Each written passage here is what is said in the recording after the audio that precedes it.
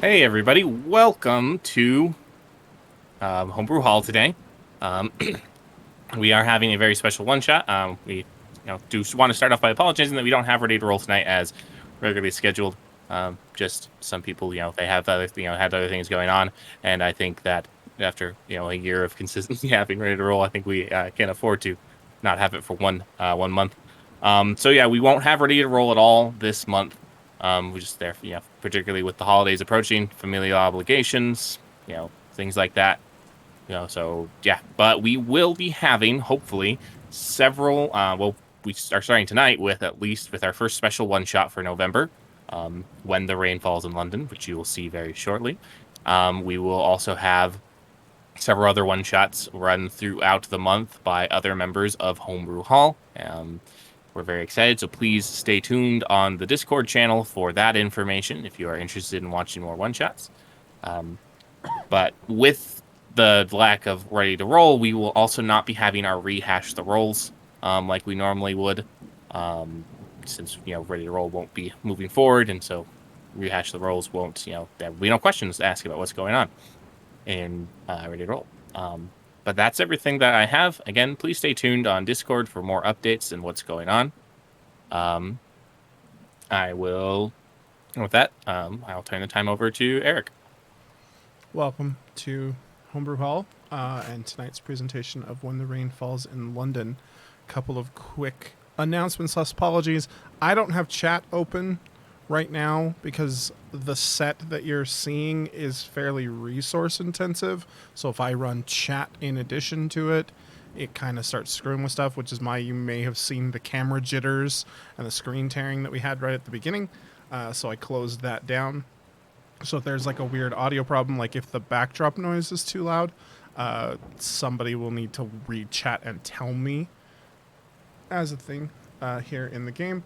And in addition to that, that's just the same announcement for if you see camera jitter, screen tearing, I'm aware it's happening. I can see it on my end as well.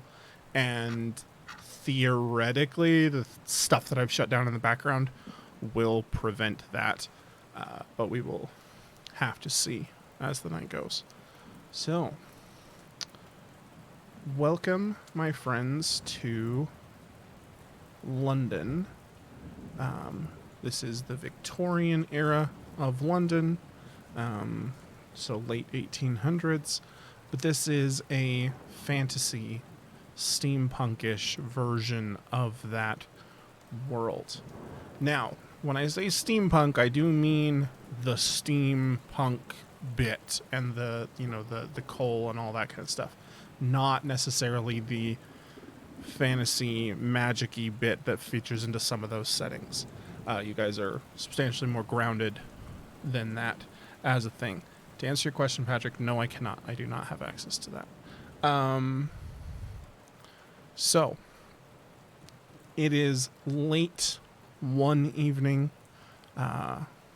closing in on the weekend, probably a late Thursday night, and you have received a message. And all of you are in your own separate homes, except perhaps Philip and Gregory. You guys are together, probably hanging out at your bachelor pad. You have only recently returned from your trip to South America within probably the last handful of weeks. But it is late, probably after 10 o'clock, when there is a knock at your door. Your assorted individuals that work for you, because you are upper middle class, answer the door and come to find you and inform you that you all have a message that has been delivered from one Alexander Marley. The message just states that he is in desperate need of your assistance and that time is of the essence, and that a carriage will be arriving forthwith to bring you to the row house in London that the Marleys own and where Alexander frequents. In the message, he expressly says that he trusts your arrival will be prompt, and knowing how you have interacted in the past and what little you know of Alexander Marley, he's not a man who takes no for an answer. So if he trusts that you're coming, you probably better be there. And so, for the sake of the story, you gather yourselves and enter into the coach that was provided for you by the Marley family.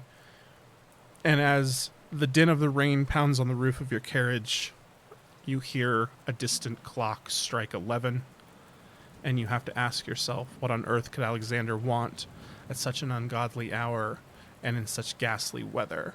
Lightning flashes across the sky as your carriage trundles to a stop in front of the row house. You step out into the rain and pass through the gate, a flash of lightning illuminating the wrought iron M in the trellis above the walkway. Whatever it is you've been summoned for, you know it's urgent, because it's Alexander Marley, and it always is. As you arrive, you kind of all seem to arrive in tandem. Your coaches pulling in at the same time, and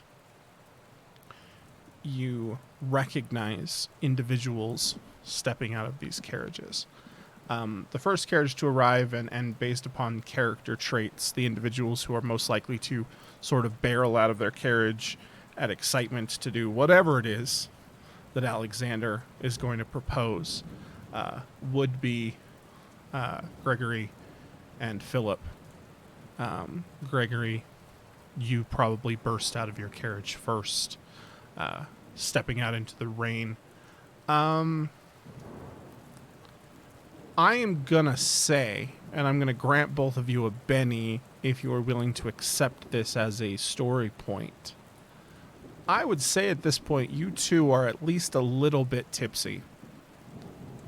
You I will probably accept this as a story point. Pennies are valuable. probably have spent at least a bit of time tonight in your cups, and so perhaps it is that you stumble out into the dark. No sooner do you pass the trellis than the front door opens and the light from the Marley row house pours out, and that gives you kind of a clearer view of who else is there. Behind you, another carriage opens. And actually, we'll go back just a step. Ian, I'm going to put you on the spot. Describe Gregory Sackville to us. I've been thinking about this for like 35 seconds, so you caught me at a great time. I approve. Actually, you caught me at a horrible time because nothing had solidified, but it's fine. Gregory is, he's a dude. He has hazel eyes and, let's say blonde hair. He stands about 6'1", and you can sense kind of an air of obnoxious but deserved confidence about him. Okay. Meanwhile, ever present at Gregory's right elbow, Patrick, tell us about Philip. Philip is, probably on par height with Gregory, maybe just a little bit shorter. And he's tall, and he's got dark hair, a nice, well-kept beard. He's wearing a long jacket and then a top hat on his head. And he seems to almost be trying to mimic what Gregory is. His confidence doesn't quite have the confidence of Gregory, but he's trying to mimic it and be like Gregory, and definitely doesn't. That confidence isn't exactly the same as Gregory's. Not necessarily earned. Okay. Ian and Patrick, both of you can give me notice rolls, and these are going to be opposed notice rolls with each other. Allow me check my character sheet again. Well, I got in an 8. this. skill. That'll be in the skills. You'll see it says notice. Color me illiterate. It's No, just kidding. I found it. underneath language, above persuasion. They go in I- alphabetical order. Unlike D&D sometimes. Which tend to go in alphabetical order, Now we play a game in of alphabetical find, order of the stats they're linked to. Now we play the game of find one of my 5 million D6s. Okay. Now, reminder, And Ian, then- because you've only played Savage Worlds once, maybe twice. You roll the dice that's indicated on your sheet, Yeah. and a separate And you roll your dice separate that is dice, a different color of D6. They don't I add forgot. together, but you take whichever one is higher. So I roll 2 D6s. Mhm. Okay, here's going to be my 2 D6s that I will use. Alright, so that's a 5. And then I don't add anything to it unless there's like a plus on the right Unless to your the right character of... sheet says so. Correct. Yeah, cool. Or unless I tell you so. And I got an 8. All right, so Gregory, Ian, you're very intent on, all right, it's raining, I'm getting wet, I'm a little bit drunk, got to get inside, see what Alexander wants. Philip, you're not quite as drunk as Gregory is, but you hear the trundle up of the carriage beside yours, and you turn, and that carriage stops, door opens, and from that doorway steps a figure that you know quite well. And Sarah, if you'll describe Jennifer Harwood for us. She's 5'6". She has dark brown hair, blue eyes. She's wearing a shirt and vest a lot like this one. She has a matching brown walking skirt. She has a medic doctor's bag that she's carrying. And she's walking briskly so as to not get wet. And correct me if I'm wrong, but she is really, really attractive. She is very attractive, yes. Okay. Because I have that edge. Too. Okay, so It's on the character sheet. Philip, you see Jennifer. I'm going to straighten out my clothes as best as I can. And then I'm going to nudge Gregory and say, What? Oh, no, we gotta... Oh, why is it so bright? We gotta... Oh. Gregory. Jennifer. Hi, how are you? Because, yeah, it was a British term. Yes. Hello. It's raining though. Let's Ye- get out of the rain first. You're right. It's bright. It's really bright out here too. So, let's go. And as you are continuing this conversation, that second carriage is pulled away, a third carriage pulls up, and stepping out to stand, just a couple paces behind Jennifer, who's beelining for the door. Adam, you can tell us a little bit about Corey Weston. I'm used to having a mute button on my headset from work, and so I was like, where to go?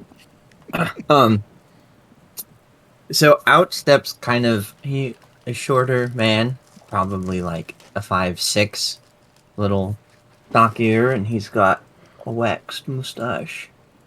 And he is in a gray 3-piece suit with a bow tie and a black Homburg hat on his head, and he steps out very, very gently. His steps are very soft, and he looks around all of his surroundings, and he sees his companions, and he tips his head and his hat, and he says, "How do you do?" And you all recognize one another. You may not necessarily spend much time together, especially Corey with Sackville and Winfield, but you definitely recognize them, although you weren't aware they were back in the country as a thing. Their adventures to South America were fairly publicized as a thing. But the rain continues to pour, and there is another flash of lightning in the sky above you as the thunder rolls.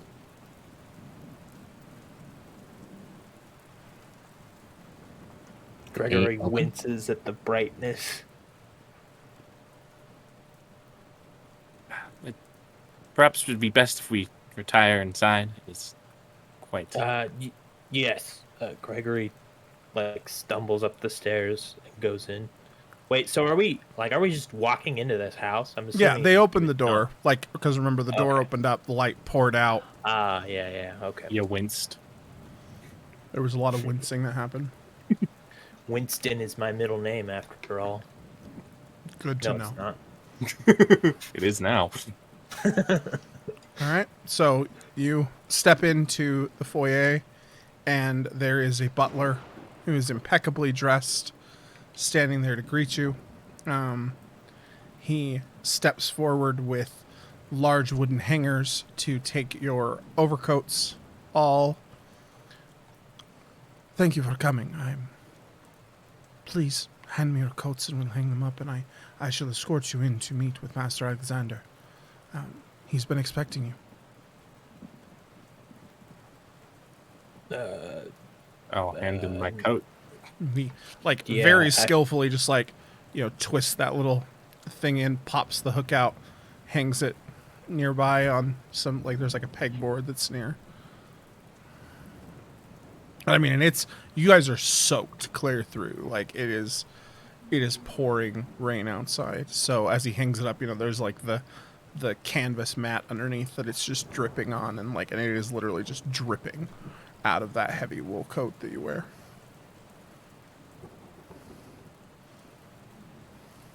She pulls out a dainty little handkerchief and starts patting her face.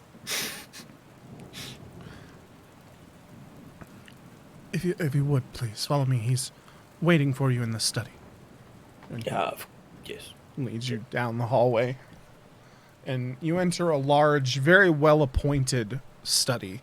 There are countless books all over. There's a roaring fire in a fireplace off in one corner.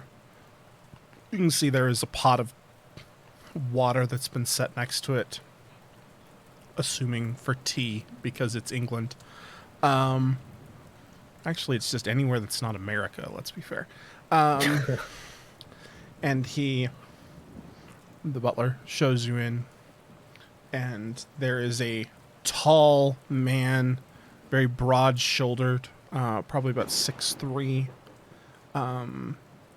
He is wearing a top hat as well. You can see that there is a jacket draped over a chair, but he's currently just wearing like a vest of some sort of sapphire color, and it's quite dim in this room besides the fire, so the light kind of flickers. He's not running any lamps or candles or anything, just the fire. And as you enter, he doesn't even turn. He just says over his shoulder, "Thank you, Giles. That'll be all." I wish that I had better news this evening, my friends. I wish that this was a social call, but I'm afraid it's not. And he turns, and he's clean shaven, very chiseled jaw. He's not near as handsome as Gregory, but he's still a good looking guy. But he turns and he indicates seats near the fire, and he walks over and he says, "I've something I need your help with. The usual people I would call are indisposed on out-of-town business this evening. And after consulting with some of my closest colleagues, we decided that you were the next best thing. Tea, anyone?" I'd love some. Mm-hmm. My bones are chilly. Lifts it up and pours several cups and offers them over to you and indicates a platter that has sugar and honey over on the sideboard. Tell me, have you heard about the goings-on up north lately? The killings? Have we? It's up to you. I've heard Some of you might have. Those of you who've been out of the country may not have. Probably not. Gregory and I have been out of town, out of country, in fact. And Oh, yes, South recently America, returned. I've heard. How was Brazil? Oh, it was great. I thought I was in Cartagena, but I mean, I don't know. Just kidding. Cut that. You were It you was- sober enough through it to remember? We tried, but I mean, it was quite enjoyable. It was Brazil. When you're in Brazil, you do as the Brazilians do, or the Portuguese, or whoever happens to be in the pub next to you. I see. Which is to say, I was sober as often as I needed to be. Which was never. Well, the last time I was in Brazil, it was on business, so I assume you had a better time than I did. Miss Hotwood, Business. You know what my business is. Every day is business. Every day a drink, every day a chat, every day an adventure. Every day, business. I see. Miss Harwood, how are you this evening? I want to thank you for coming at such a late hour. I'm sure it was awkward, and I do apologize for the impropriety of my request. Yes, it is quite late. And also very, very wet. There is a large seat by the fire if you would like. And he kind of like moves over and like sort of nudges a very large cat out of the chair. Right, scampers away. And he produces like a little broom and like brushes the cat hair off and kind of turns. She will pick up her tea and go sit over closer to the fire. And the aspiring professor himself. Mr. Weston, how are you this evening? And a little nod. I am quite well, thank you. How are you this evening, sir? Well, to be honest with you, I've been better, which is why you're here so late. Pleasantries aside, that's why I asked about the killings.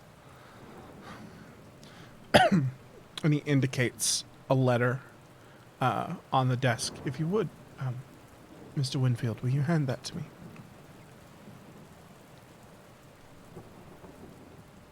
Oh, I will that's hand me. it to him. It's like, no, I'm Winfield. I had to sit for a second. I'm Winfield. I will hand it. Kind to of him. like, letter? Took me a second. Do I notice anything about the letter while I'm handing it to him? Give me a roll. Notice roll? Yep. I did my D8. Oh, I just used the D8. While you're rolling, what are you seeking to notice? Any symbols and it's that, I would recognize, like maybe like a seal, like. That So I would be, think between your drink and the dim light in here, we're gonna put you at a -1 on this roll. Okay, well that'll still be a 4. It has a interesting. The letter was clearly sealed in wax before it arrived. The wax seal, you have to glance at it upside down as you're handing it over. But it does appear to be a overlapping VH. And the script is oddly enough written in almost a crimson colored ink instead of the usual black for this time frame. And it is on a very heavy paper that smells distinctly of seawater. All right. He takes it. This arrived from my friend recently, Johann. Apparently there was some trouble on a voyage that he was on. And one of the creatures they were transporting escaped. It's my belief. Creatures. Yes, creatures. Beasts. On a boat. A ship. They escaped in the harbor, according to the letter. They were making port and resupplying to continue their journey. It's my belief, and the belief of several of my associates as well, that it is this beast that's been responsible for the killings in the northern part of the countryside. But he turns and he doesn't look at the men, he looks directly at Miss Harwood.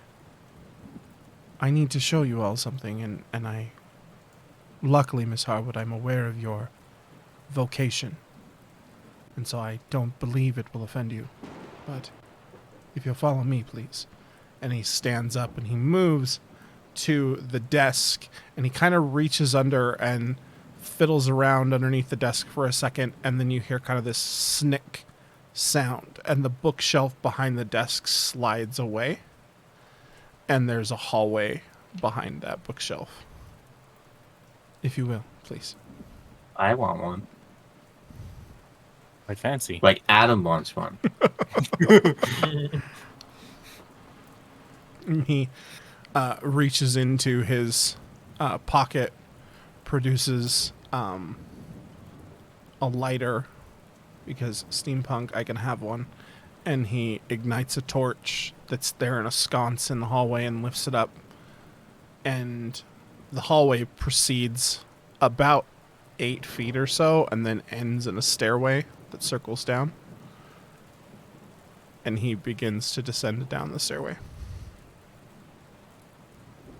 Can't think of too many good things that occur when you start with opening a bookshelf and then going downstairs. I'm afraid that whatever your news is, my old friend, that it's quite grave. And he doesn't respond. He just simply kind of looks at you.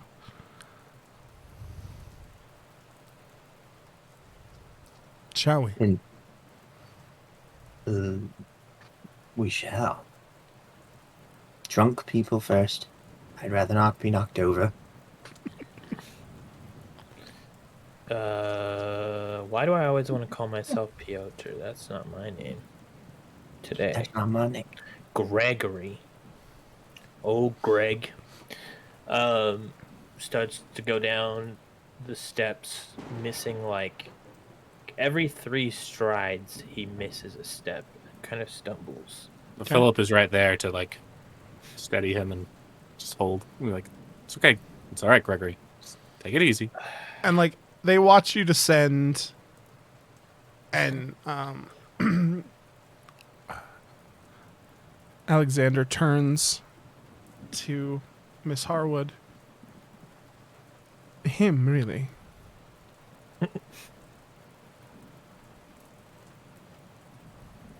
He's not at his best right now. How far down do those stairs go if he falls? About 3 stories, I'm afraid. She puts her teacup down, grabs her medic bag, and follows.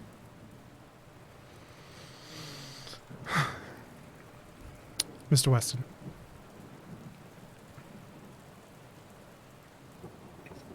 Very well. As you, Down into the dark space I go. so as you begin, he sets the torch into a sconce, and the torch kind of flickers up and hits.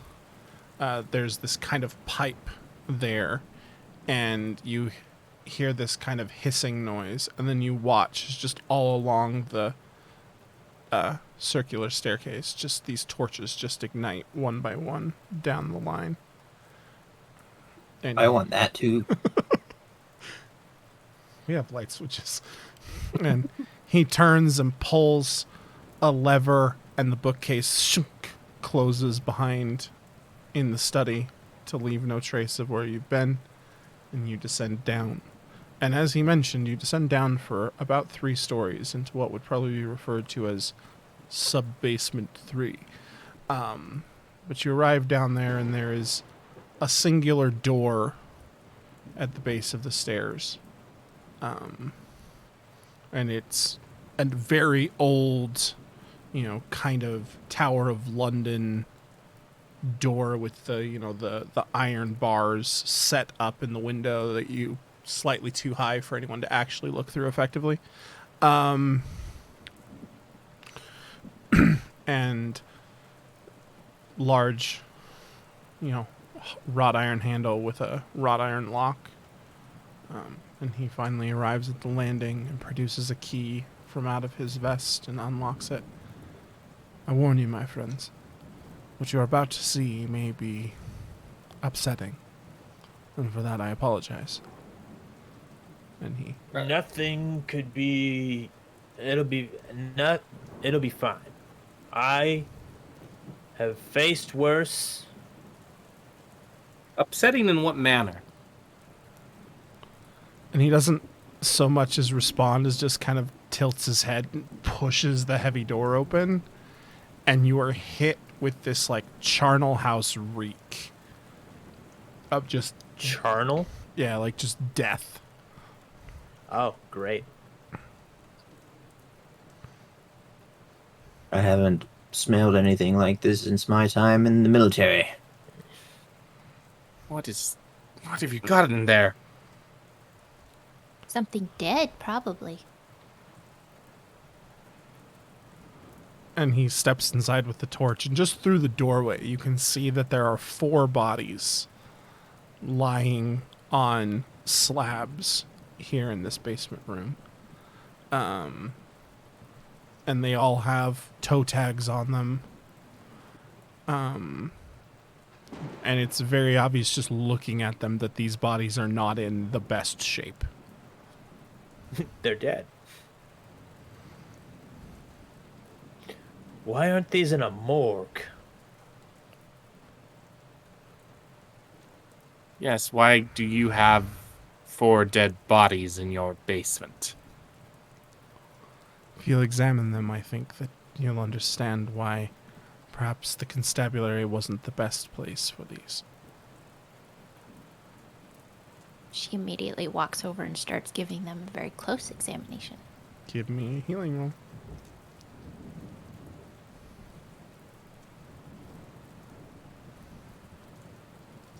The rest of you can give me notice rolls. 11. Okay. And so on these rolls, just to make sure I understand the rule, we roll whatever die is assigned to the skill Yep. plus a d6, or do Yep. we just roll? Yeah. You always roll a wild die with a skill test. And is the wild die The extra always always a d6. cool? Good to know. I got an 8. Okay.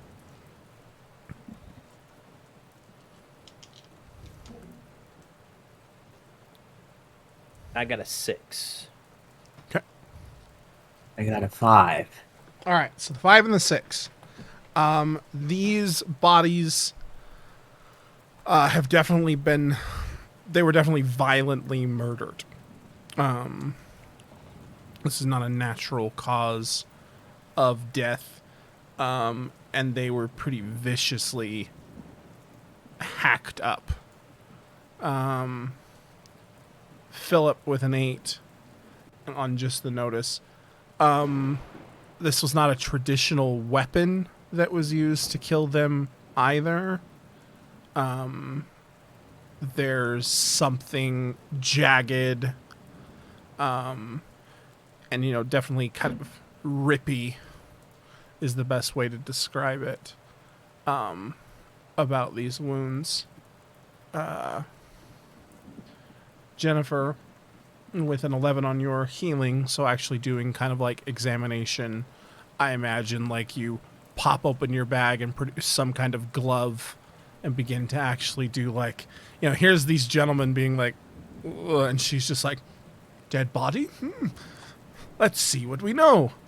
Which might be a little bit disturbing to those of you who either haven't witnessed this side of Jennifer or have never really involved yourself around Jennifer. Even Gregory and Philip, who know her quite well, you've probably never actually seen this side of her. With that 11, these are not man-made marks. These are definitely bestial. Lots of ripping and tearing. There are very clear organs missing from these bodies. And the area around where the gashes are, the tissue around it has begun to necrotize very quickly. You would guess that these bodies have been dead a day, probably, based upon rigor and things like that. But the tissue around these wounds has gone necrotic at a much higher rate than is natural.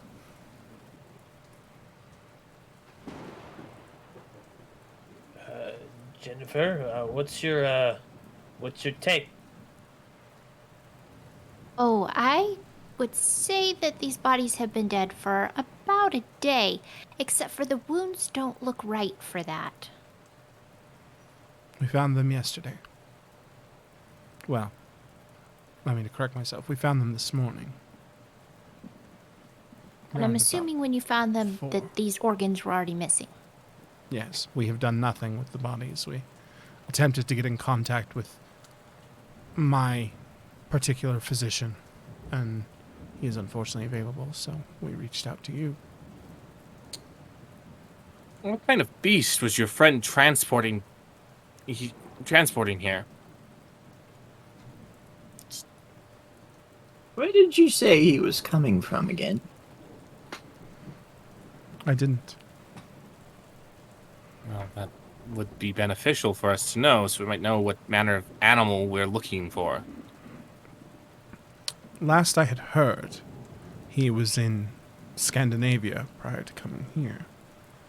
But I don't believe, based upon our discussions, that that's where he acquired the animal that he lost. That was just his last location. I'm not, to be honest with you, not attempting to deceive you or mislead you. I just do not know where his cargo originated. Well, assuming that he came from Scandinavia, then perhaps a bear, maybe a large boar. He didn't tell you what the beast that he lost was? Just that he lost some bestial cargo? He referred to it as a beast. Very Give helpful, me- this friend is. Give me a notice roll. I'm good at those. That's 6. He is definitely lying to you. If you know more than you're telling us, it would be prudent to please reveal everything that you know. We do not, I'm not one to shy away from danger, but I would like to know what I'm facing before I, charge in. May I You try requested our help, right? Do as the man says. Gregory, I have this. Okay, sorry. And, like, as he's like, do as the man says, you kind of see Alexander's hand, like, move toward the part of his jacket, and you remember in that moment that you're in his house in a basement you can't currently get out of. May I try reading his mind? Maybe you try what? I was asking her. Yeah. I wasn't asking you. Yeah, you didn't hear that. You can definitely cast the. Yeah, you can go for it. Patrick's like, this is. So far, I don't have the attractive edge, and now I don't have awesome cool powers. I got gypped. You chose your character. I did. You're I right. got a 6 on the dice once, then rolled it again. I got a 4, so that's a 10, right? Mm-hmm. I got a 10. All right, with the 10, it's a raise. It's versus his smarts. So hang on a second. I really hope he's not smarter than I am, because despite being a professor, I'm not very bright. No, you're an aspiring professor. Covered that. So you got a 10. So that's a raise. So he doesn't notice. Ask your one question. For one question, I can't just read his mind about what I'm talking about? You get one truthful answer from the spell. So what one truthful answer do you want to know? Truly. What was the creature? Okay, I will message you the answer. Then you get to disseminate it as you see fit. Because obviously you're not asking this question out loud. You're just searching his mind for what was the creature.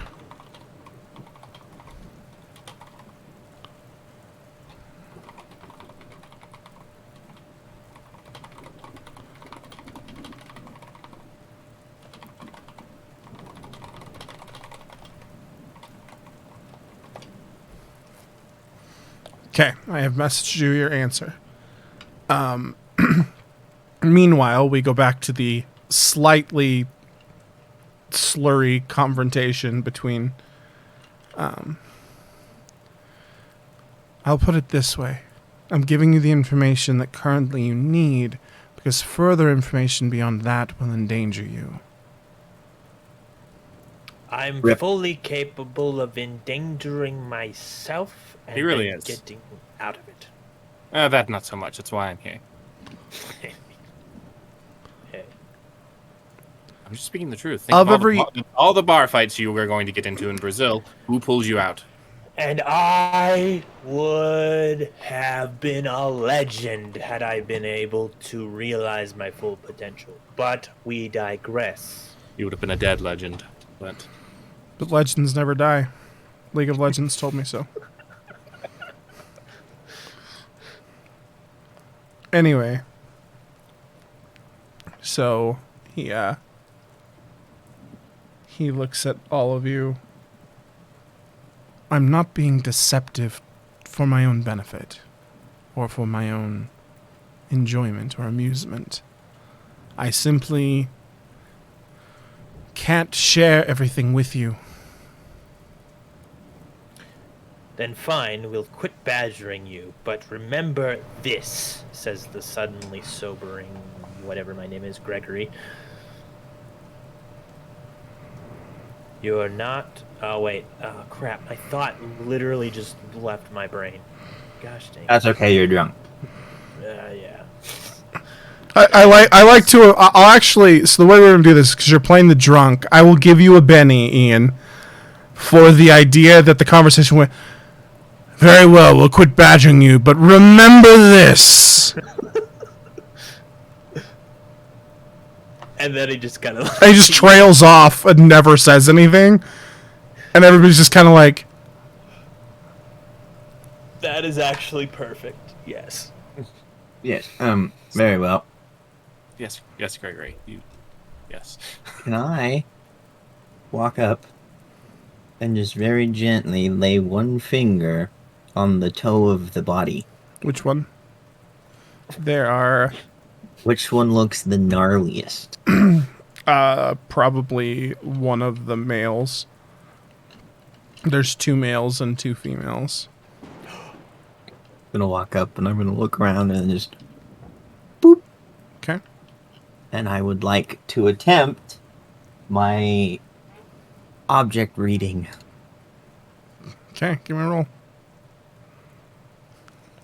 I'm so chipped. Is that what kind of roll is that? Psionics. Okay. That's what I thought. But it said touch, so I got confused. Well, you have to touch whatever it is you're reading. Yeah, it was range. I got a 9. Okay. So 6 with a raise for 3. 2 plus A3. Well, 6 with an ace.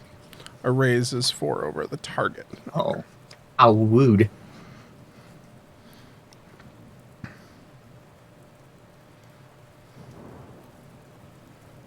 Okay, so when are you looking? With a raise, you can read this object up to 100 years in the past. Obviously, you can't go that far back because he's maybe 30. Yeah, and it said that I can't remember Sarah's character's name. Jennifer. Jennifer Harwood. said that they've been dead for about a day-ish. Yeah. Do you want to spend the extra power points and hear what you see as well? You have to spend 2 additional power points to get an audible version. Sure. Can I give you a Benny to kind of like scroll around over the past couple days and settle on when I hear the most sound, which is what I assume is the violence that led to their death? I think just based on what you've been told, you would probably just be going to sometime in the past 24 hours, like 24 to 30 hours, so you can keep your Benny. I think that you're probably smart enough to have pieced together around when they die. Perfect. I will give you 4 of my power points. Okay.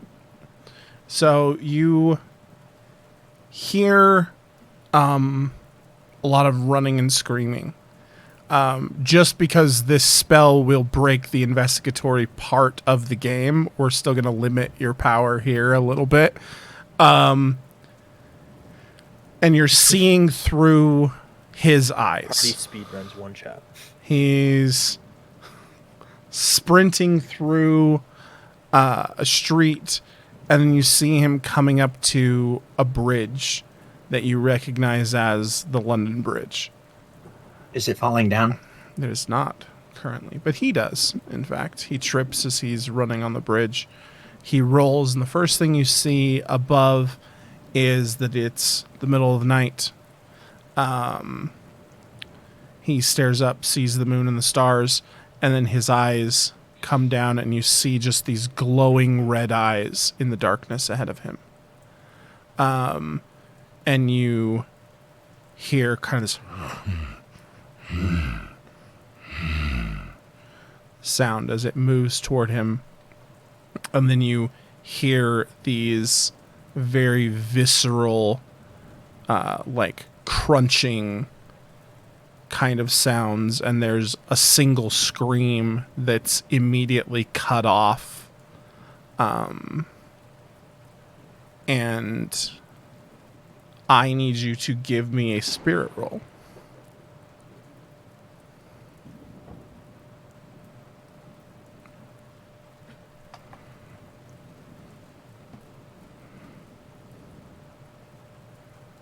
I had a 5. Okay. So you turn and you pull back the vision fading, and you just promptly vomit all over the floor. The smell got to me. You touched it. Oh, I didn't.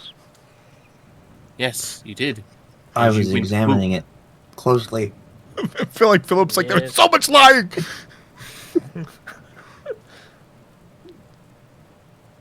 No. You have any more of that tea? Not down here, obviously. And Jennifer hands you a he's peppermint. eyeing you very closely at this point. Like, he's watching you very, very closely. We found these bodies all at various points on the London Bridge this morning.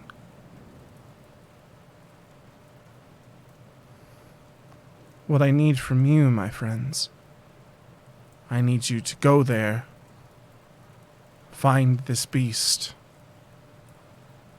and either capture it or put it down before it kills anyone else.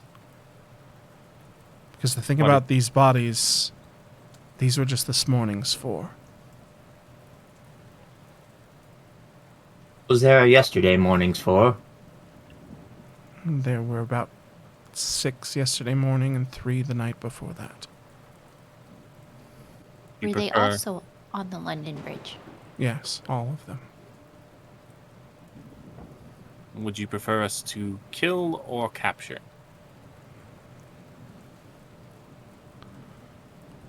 I believe that my friend Johann would prefer that you bring it in alive, but... And this is not to be offensive, and he eyes Sackville. I don't know if that's within your power. What do you mean within my power? I suspect. Gregory. We can get him sobered up before we have to get into this encounter. Believe me. I have experience. And he turns and he looks at Miss Harwood. I apologize for involving you in this, but all of the groups seem to have been traveling with at least one woman. Intend to use her as bait? Or I don't have know. us use her as bait? I don't intend to do anything. I intend to ask you to handle the problem. Well, if it means putting Miss Harwood in danger, that's out of the question. Yeah, Jenny. I would, I hate to disagree with you folks, you chaps. However, she seems to be more capable than you give her credit for, I wasn't and saying more she was capable than you give incapable. yourselves credit for being. Capable, I'm sure, but if my experience in the Panamanian jungle has taught me anything, it's that You this remember be the work of a jaguar. I don't know how it got to London. But that's what we're looking at. Yes, from Scandinavia. He was most recently from Scandinavia. He just stopped off in Panama, taking the Jaguar up to Scandinavia, and then back to, and then here to the kingdom. And if that's all that it is, I'm sure I will be fine because Gregory can handle a jaguar. Thank you. See, somebody. Everybody's kinda like- recognizes yeah, you- talent in yeah. this dump. You just see Alexander kind of like look to Jennifer at the comment of Gregory can handle the Jaguars. I also suspect there may be a Komodo dragon following along behind due to the necrotizing of the wounds. Well, there was only one beast. I'm only aware of one that escaped per Johann's letter.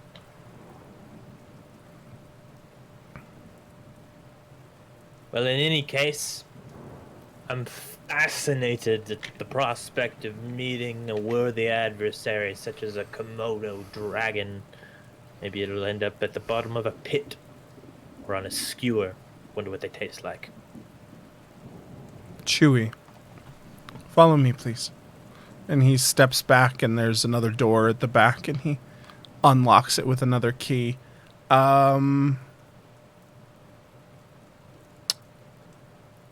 You all can give me notice rolls if you want to attempt to notice anything about this particular key. Hint, hint, wink, wink. Out of 4. 6. I get a Um, lot of those. I would contend that I'm still a little too shaken to notice anything. I accept. And you can have a Benny. I've Okay, so just due to the dark, we're going to -1 to everybody's roll. So the 4 and the 5.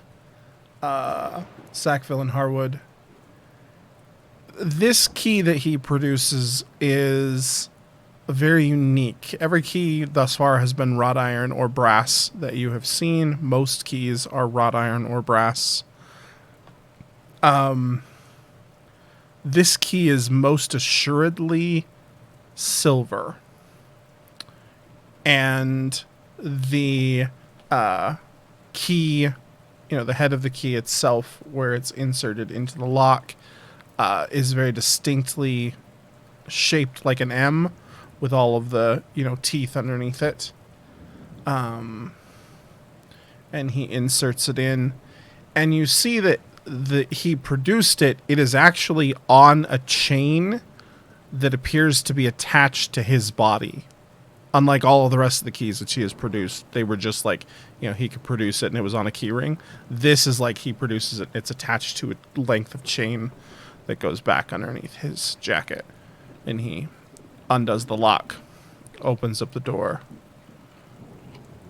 and he pushes it open and steps inside, and you can just see the flickering of another fire, and you feel that kind of warmth come out of the doorway.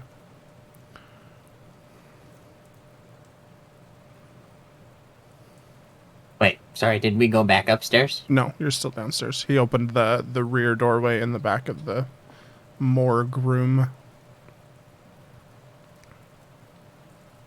So you have an on-site morgue. Well, I mean, this is the GM out of character. It was just a good explanation of where you'd entered. Yeah. Never mind. All right. So, I mean, he's entered that other room. You guys are all kind of standing in here with a bunch of dead bodies. I'm gonna follow him. Okay. Jennifer follows Gregory. Okay. Going to give one more pensive look over the dead bodies. And then I'm going to reach a hand out and stop Patrick's character, Philip. Philip. I'm going to say, you may want to keep Gregory away from any and all spirits, strong drinks. He's like, you and him are likely the only... Well, I don't know about Jennifer, but at least out of me, I most likely won't be able to handle whatever this is toe to toe. And if you're drunk and your friend is drunk, you're just going to get us all killed. Winfield has definitely sobered up pretty heavily at this point. Do you know more than you're letting on? I am an aspiring professor. I know everything. And I'm going to walk through the door. Ah, yes. The game where we don't share information. One-shots that play that way always go well for the party. It's never once resulted in a character death. Or 4. Okay. Those are just the spice of life. Alright, so the room that you have entered actually has several more doors. He proceeds over, opens up one, and same key, opens up one, steps through, and beyond you just see the light of the fire flickering off of a lot of metallic objects. Can we tell what the objects are? If you go in the room, yes. Oh, well, Gregory loves going into rooms where there are shiny things. There are a Philip is never whole far behind. plethora of weapons all over the walls in here. Nice. I mean, and we're talking swords, axes, spears, tipped lances, various firearms, whole, like, an inordinate amount of crossbows compared to everything else, including crossbows that are a lot smaller than any that you're used to. They look kind of, as in D&D terms would be described as hand crossbows, but those aren't particularly common in Ever? Reality? Nope. Were you preparing to go to war? Dear Mr. Winfield, I'm always at war. But tonight you might be. Mr. Sackville, your weapon, please. Which one? Just kidding. Would you like the dagger or the revolver? And he kind of, like, he doesn't actually take it. He just looks at it, and he steps over and, like, pulls open. Like, the drawers that have, like, a lot of very mechanically or home repair inclined dads have lots of little drawers that have tons of little screws and stuff. He opens it up and he pulls out one and he grabs a leather pouch that has some kind of symbol embroidered on the front and just starts dumping bullets into the thing and slides it back, and he hands it to you and says, empty your regular cartridges and store them wherever you like, but against this, I recommend using these.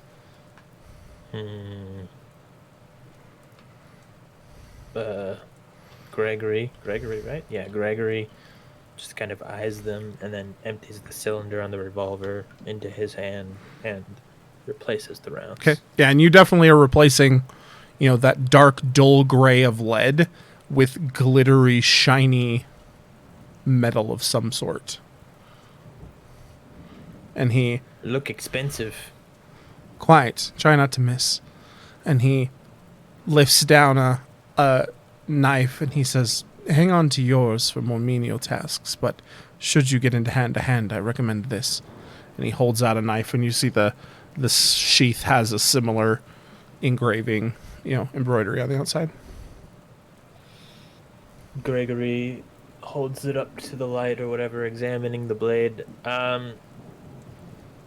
Do tell, Alexander, what is it exactly we're meant to track down? We tried asking him earlier. Clearly he has an inkling, as he's giving us specialized weapons to hunt it down, but he won't tell us. Yes, I figured we were getting closer to his trusty center.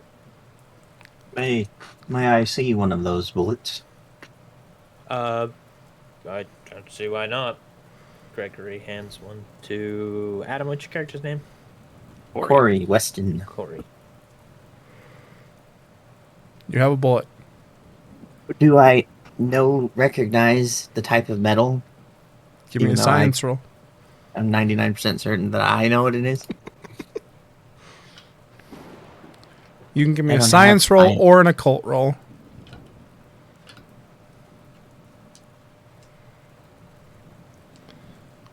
He proceeds through the same procedure, by the way, with the rest of you. Like, please, whatever weapon you have, and he replaces your ammunition. And I got a 7.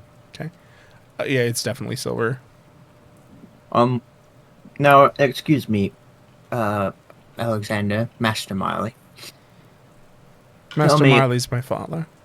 And let me guess, you work for a living? Oh, most assuredly, but not in the way you think. Have you heard just the silver and the wounds and things? Have you heard of the word garou? Garou. Of course. Did you say silver bullets? I don't think I said any bullets. I mean, you said silver. He did say, yeah. I didn't say any bullets. Are you serious? I said no bullets. I didn't say bullets. No, you did. Silver. Oh, I did. You did say silver. Yeah, you did. Oh. I don't know. Oh, this is... Don't worry. This is a fantastic prank you're pulling, Alexander. I'll give you that. A werewolf. You expect us to believe that we're hunting... You could have a Benny, by the way, for playing your hindrance. Thank you. We're hunting a werewolf. You're serious? Oh, this is rich. Well, I mean, Mr. Winfield, may I ask you a question? certainly. What does the name Van Helsing mean to you? Does it mean anything to me? You've heard rumors. It falls into the same category as werewolf.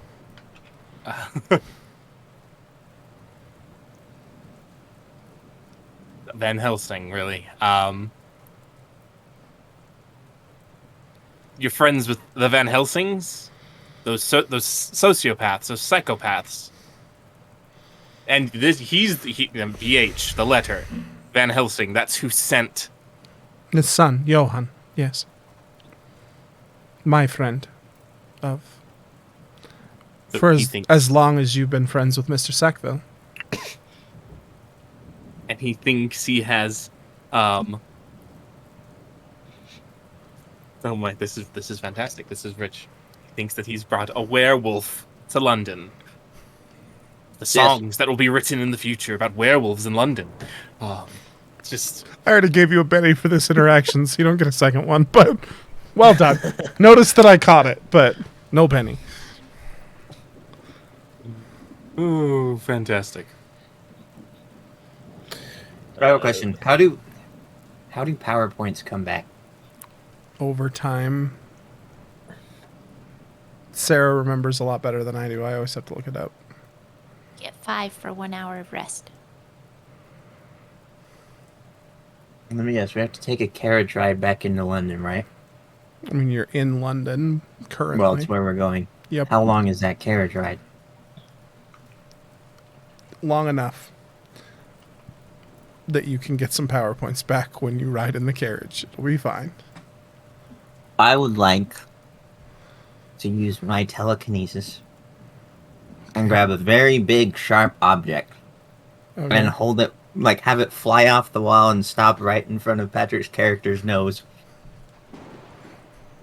Okay. So we're going to lead with the question of why.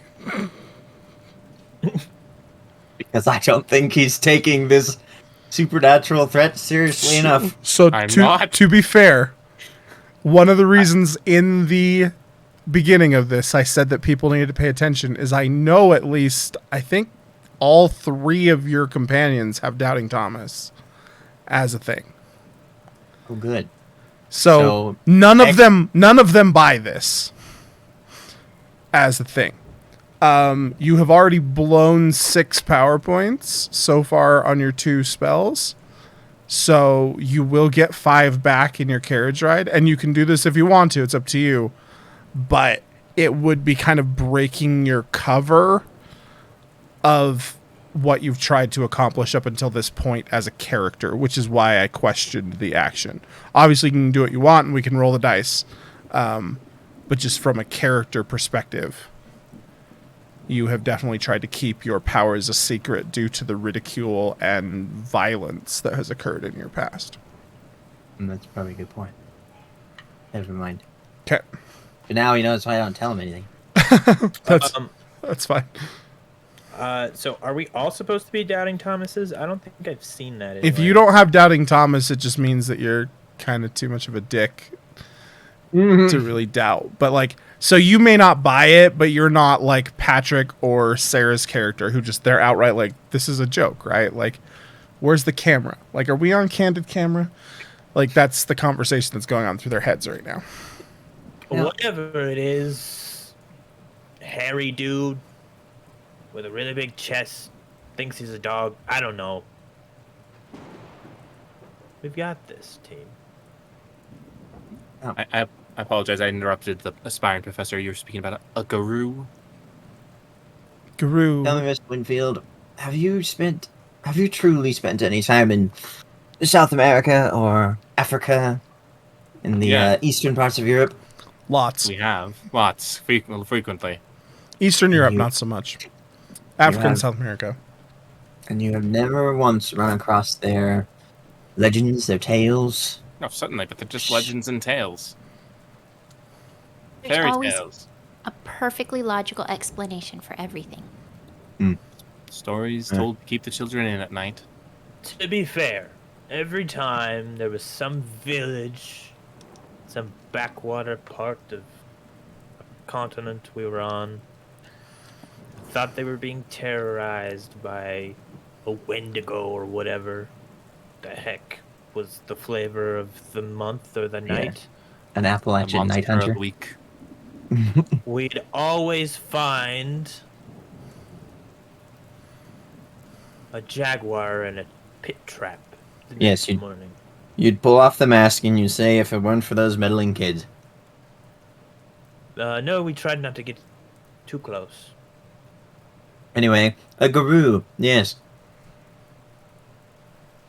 It's French for werewolf.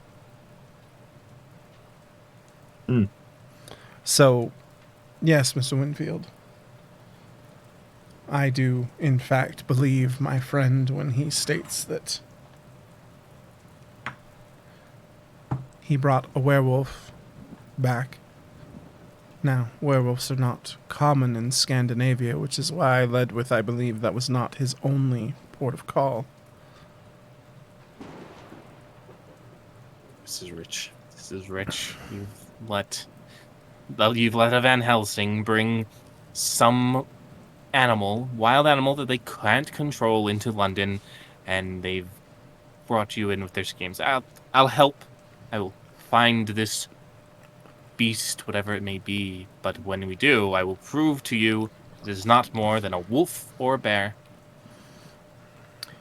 Speaking of rich, I'll give you a Benny, Patrick, to outright refuse the silver bullets because you don't buy it that much.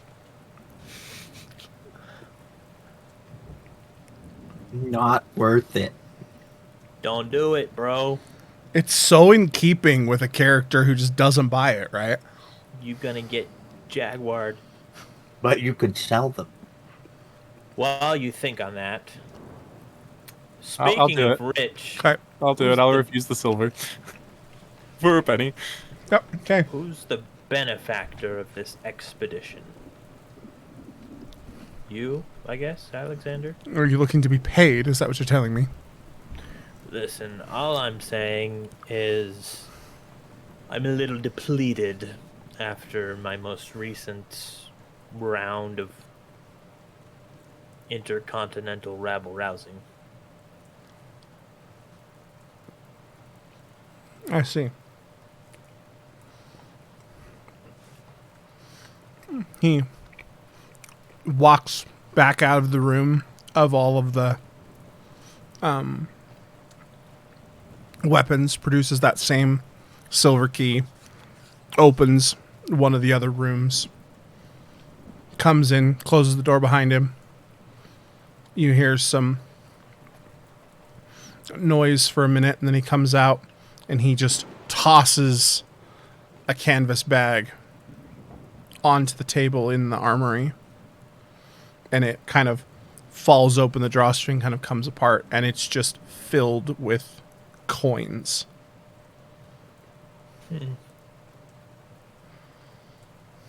I think this would suffice.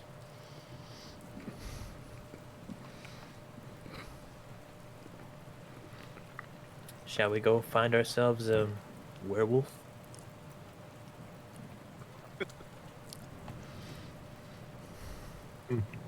Yes, quite. Damn it. Why did you pick me? I'm a academic. We both know that fair- you're more than that, Professor.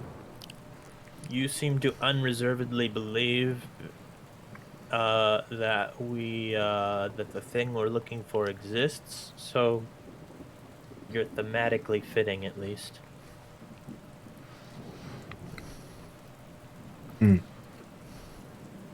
Yes. But when I shoot whatever we're hunting with my regular bullets and fell And you it, die. we shall know. Professor, let's just say that while not everyone in Liverpool believed your story, there were those who knew the truth.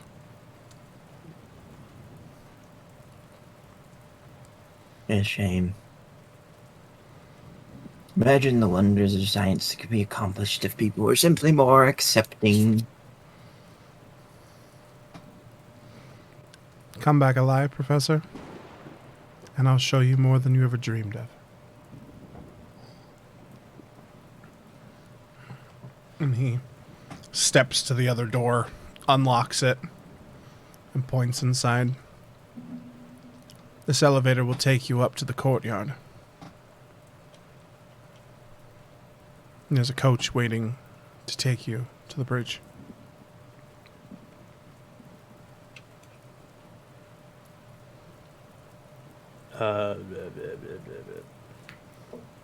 I step into the elevator. Okay.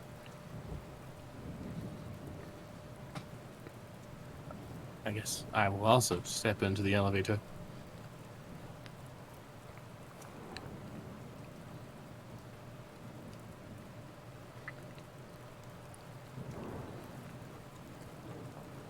Anybody else coming?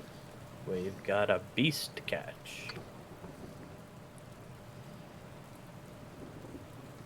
Is there something wrong, Miss Harwood? Oh, I said likewise. I guess my microphone. Yeah, I didn't hear you. No. Mr. Weston?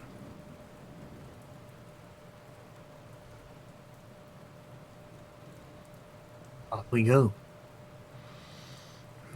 Steps in, closes the cage door, and looks at you. I hope to see you again, my friends. I really do. You will.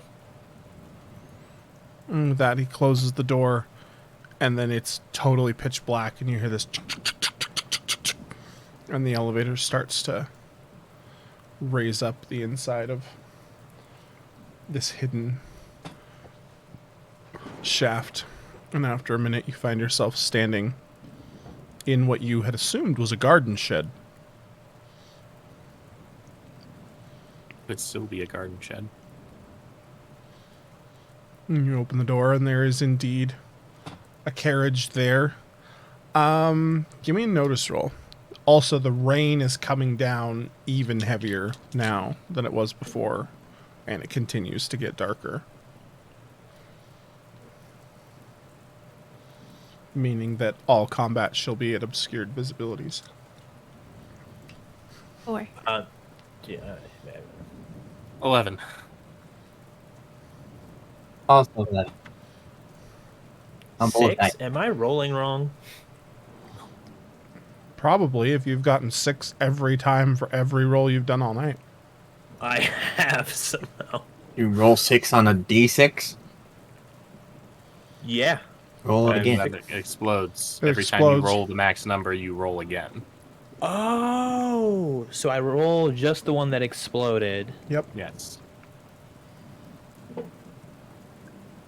Okay, that's 8. Okay. All right. The driver of this carriage is in a very high-necked coat.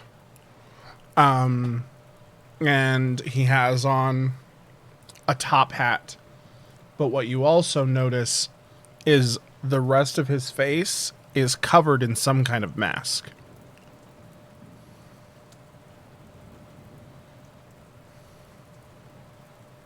The driver? Mhm. What kind of mask? It is literally just looks like a tight black leather mask with islets. And how do you intend to see while driving at night in the rain with that on?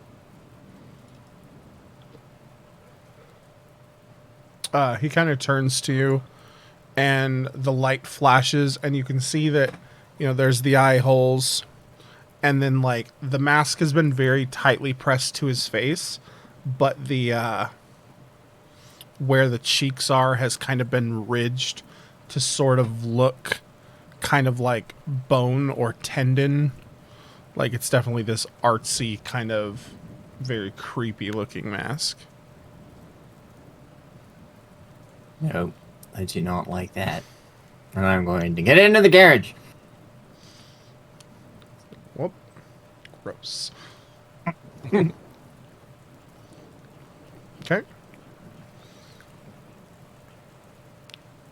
Everyone else? I'm in the carriage. Get in the carriage. Alright. Our first stop should probably be the bridge, should it not?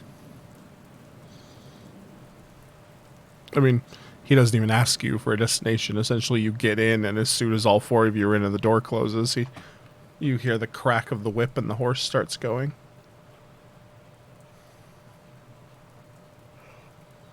And you make your way through the rainy, cobbled streets of London with the thunder cracking above your head.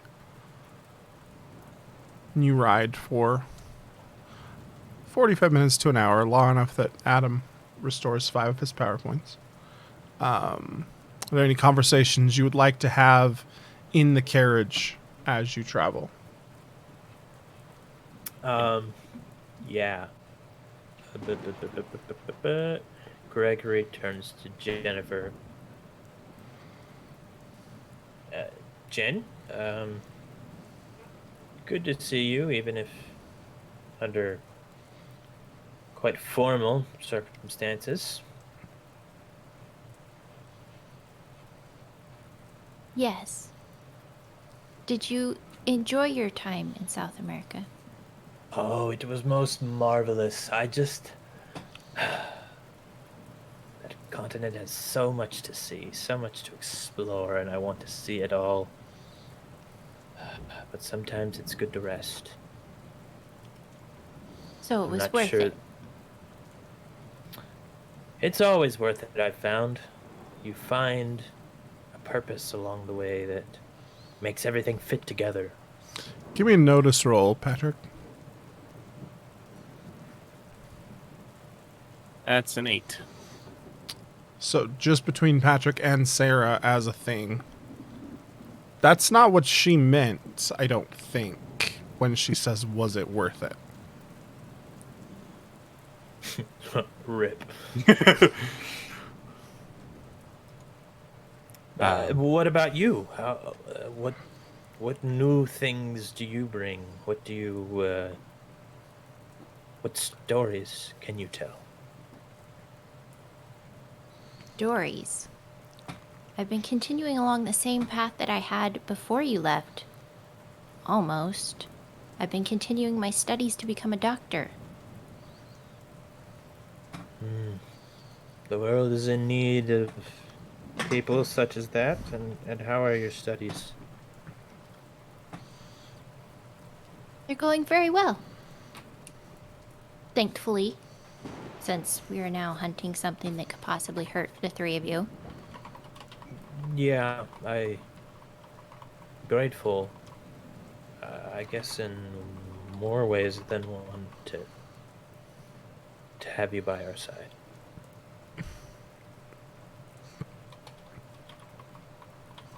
Are you?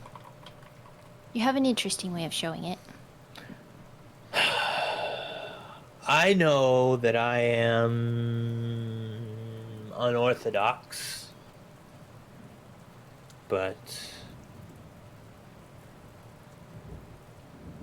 I need to love me first, Jenny. You hear a snort from Corey, and he kind of like looks out the window. You hear a high whistle from the driver. Philip also looks extremely uncomfortable. Well, I mean, if you're not too careful, Gregory, you might not realize what you have until it's gone. Oh, the songs that will be written about that. I give myself a penny.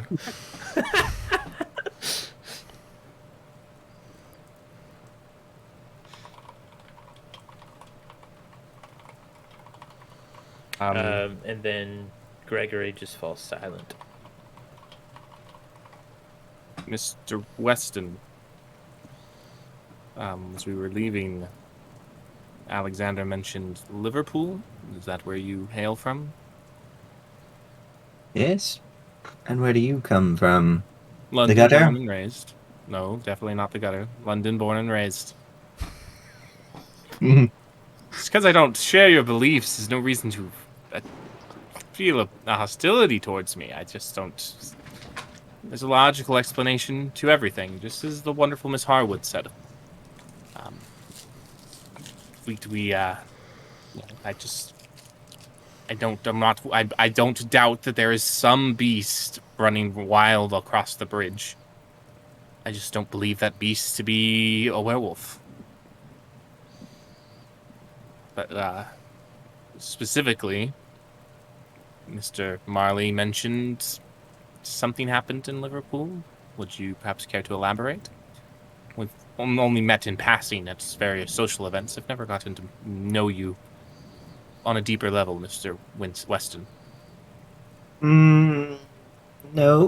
No, I don't. You would simply laugh and not believe it. Very well. But in such spiritual cultures, such as those in Brazil, you still do not believe in things that are currently beyond scientific explanation. I mean, I'm sure that there's a logical explanation that someone much smarter than I will eventually figure out, but until such time, Yes, I will. then I wish you the best of luck. But a man that shifts back and forth between the shape of a man and the shape of a beast, I can't bring myself to believe that. Just because I enjoy the locales we visit does not mean I share their beliefs or their customs. Primitive people tend to find explanations for everything. Our ancestors used to believe that when the gods cried, it rained. But now we know that it's simply just that the water collected too much and it's too heavy, and so the rain falls.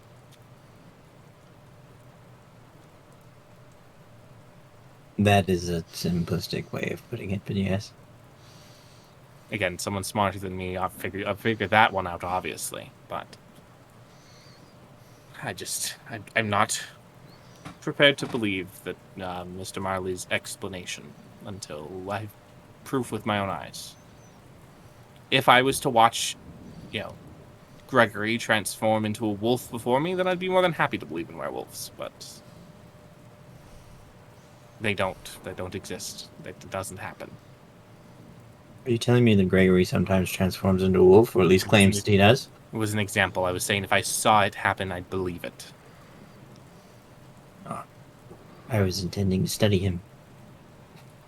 I'd prefer you leave my friend alone. What about you? Should I study you? I assure you that unfortunately there's nothing. Rather, I'm quite unremarkable. I am happy to play Gregory's shadow, and that is all that there is to me. That would be an interesting psychological experiment. What would be? Trying to understand maybe a more attachment theory. Quite simple. Gregory often finds himself in trouble. I help him to get out of it. And most reasonable men would have already given up. Me and Gregory have been friends since birth, practically. Won't give up on that friendship now.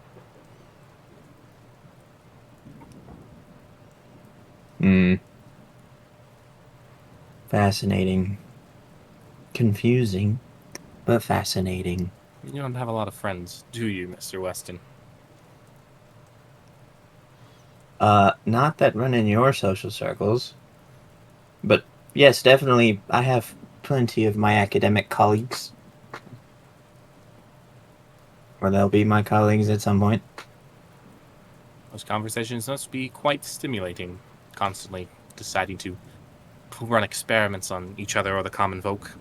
No, we don't do that. Do you understand what a psychological experiment would entail? It would simply be observing you.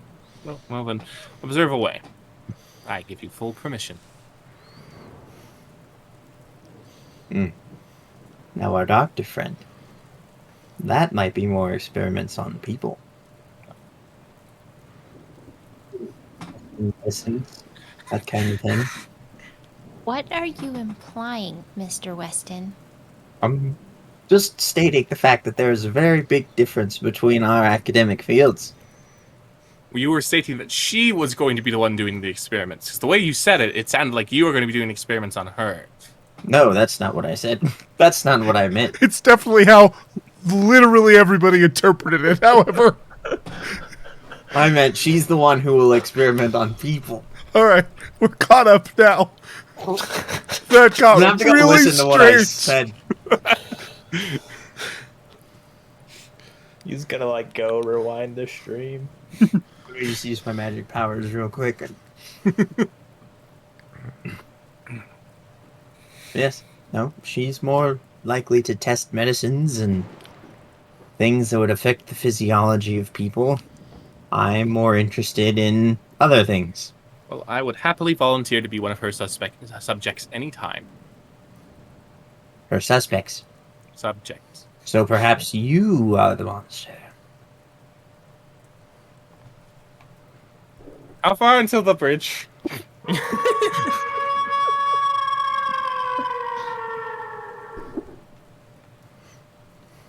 I think we found it. Or maybe... So as you're having this perhaps you are the monster, and then this howl breaks the night. And then you hear your driver swear, and the carriage lurches. And you hear this very harsh, guttural, growling sound. And you hear a shot go off. And then the sound of padding, running feet. And then silence. The carriage doesn't begin to move again. Wait, so did we hear this, like, right outside the carriage? Yeah. I think we have found our creature. And I'm going to reach into my pocket. And I'm going to pull out my revolver. And I'm going to lean and look out the window. Because let's be fair, I'm not going to throw open the door and be like, "Aha!" Okay. Everybody stay here, I got this. And then... So you're like looking out the window and suddenly you hear the door open and you see Gregory like silhouetted by a strike of lightning in the doorway. Not without me, Greg. Feel free to tag along. I always do. Right? And you step out into the pouring rain. It's I'm at this gonna look point, at Jennifer at this point, and you say, remember that your coats might be Are still still on there. hooks, but luckily they were actually put in this carriage before you got in.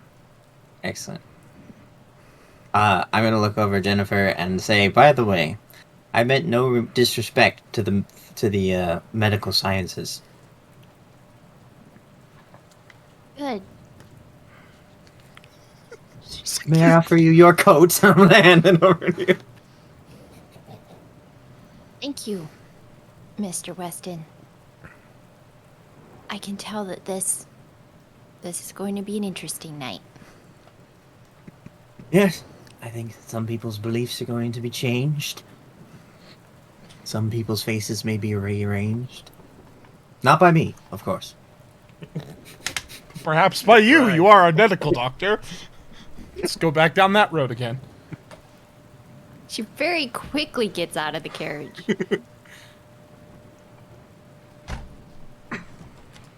If I were a werewolf, where would I be? In the same land as fairies and dragons. Wolves. Can I walk to the front of the carriage? Yes, you may. But first, we're going to take our break really quickly. Good plan. So we will be back in 5-ish minutes.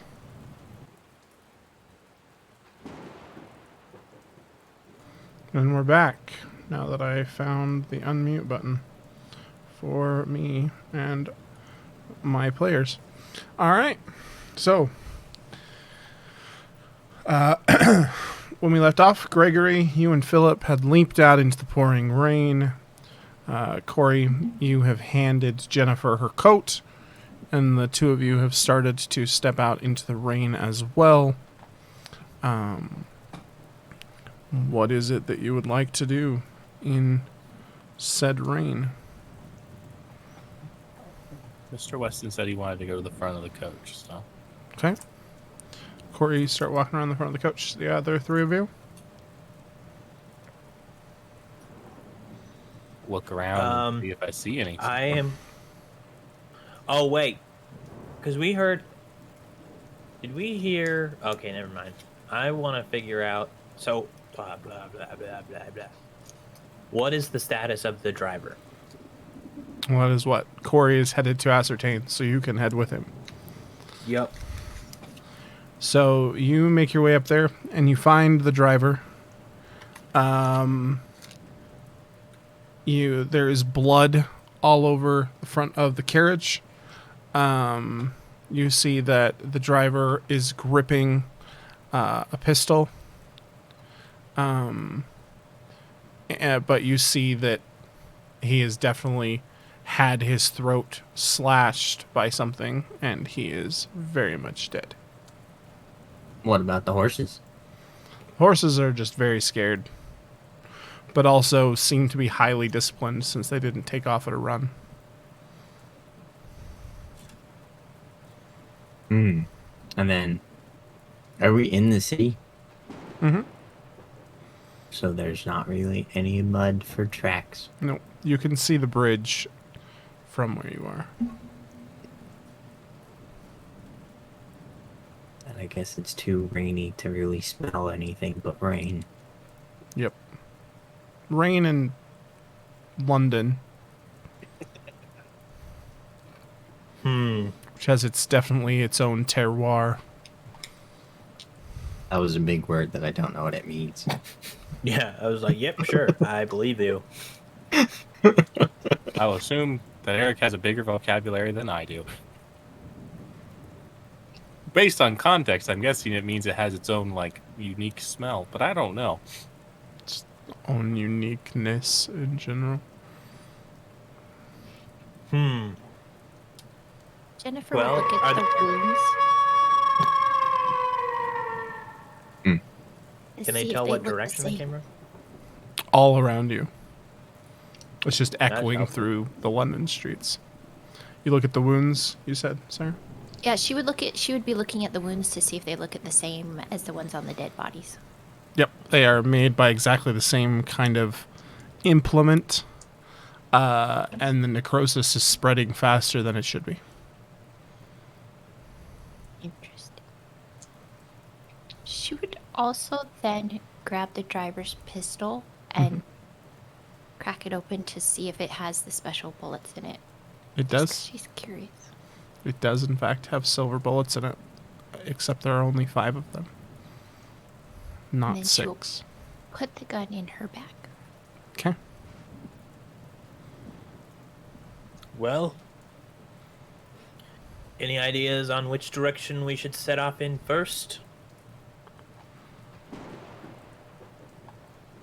Can I make a notice roll, see if I notice anything else? Like, maybe, like, it's raining, so there's probably nothing but, like, a blood trail, something like that, that gives us a hint of where it might have gone.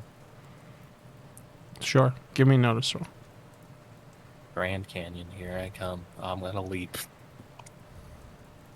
Yeah, it's gonna be because I have the -1 penalty from dark, another minus penalty from the rain. It's only a 3. Okay.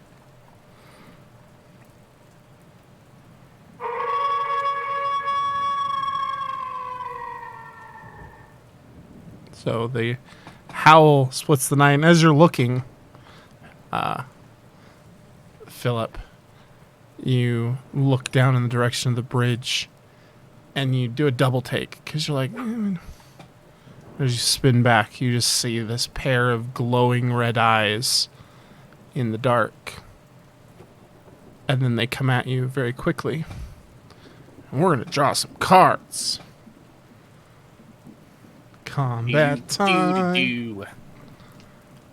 Okay. First up, going in order that I see you on my screen. That may not match the order that's on the broadcaster, but the order I see you. So, over to Sarah, playing Jennifer. 2 of clubs. Then going to Ian as Mr. Gregory Sackville, 9 of diamonds. Jumping to Adam, who plays Mr. Corey Weston. You get the 5 of clubs. Next up, Philip, played by Patrick. You're pulling in the King of diamonds. That's a dragon. It's actually a demon. That's even worse. in its pentagram. These are my Alchemy 1977 English steampunk cards. And then the rushing forward beastie will only draw the Six of Spades. Okay, so Mr. Winfield, you are being charged.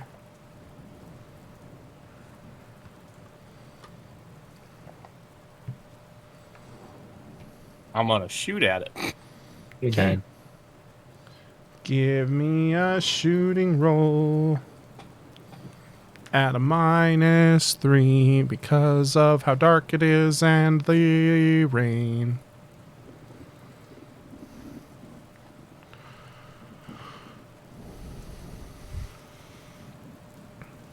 Gonna be a 7.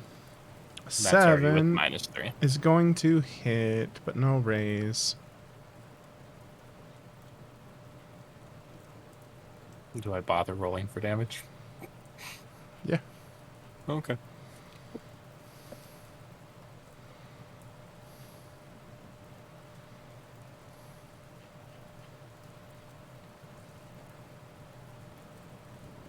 That is going to be 17. Okay. So you raise up, take the shot. The shot splits the night. There's that bright flash from the muzzle. And the creature that's running towards you skids to a stop and just skids across the cobbles. But by the time it rests at your feet, there is legitimately just a naked man. But it was not yet illuminated enough, so for Doubting Thomas characters, that you didn't know it was anything other than a naked man running at you in the first place. Raving lunatics this late at night. This late at night. Running around naked in this weather? Running around naked in England? England and in this weather? He's gonna catch a cold. When you must be already sick. Can I borrow your silver knife? Oh, are you talking to me? Yeah. Yes, of course. I'm going to walk over, and I am going to stab it. All right. Is that you necessary? stab the body. With the silver knife. Yes! And I hand it back. Thank For you. what reason? It was already dead. Yes, now it's dead. I can clearly see, he is dead. Mm-hmm. Also, for dramatic reasons, when you fired the gunshot was also at the exact same time there was a crack of thunder. So it totally masked your gunshot, which is why there are no police coming to investigate. Makes sense. I thought through setting this in the middle of the night in a thunderstorm. I mean, well, what do we do now? There's a dead person. Is this the beast that the Van No. Helsing brought over? Jennifer is going to examine the body. What are you looking for? It is a dead, naked man. Yeah, well, like, the state of his fingernails. Like, does he look like a deranged lunatic? His is he hair's shaved? pretty long. His beard is clearly unkempt. How well fed was he? Like, He looks about normal in terms of well fed. Looking at his hands and his nails, all of his nails are very badly ripped up and like very uneven and causing Patrick issues. Really bad cuticle shape, and hands are extremely, extremely dirty. You notice that one of the hands, underneath what little bit of nail there is, very clearly fresh-ish blood. And then as you look, he's got blood along on the inside of his lips.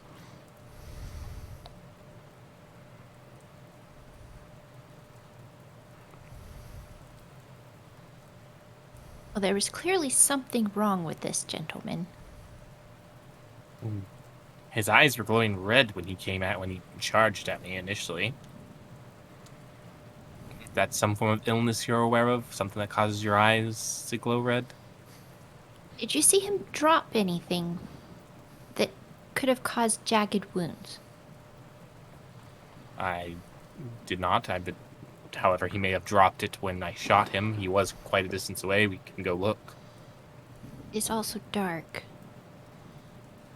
I've heard of a disease. You say lycanthropy, so help me.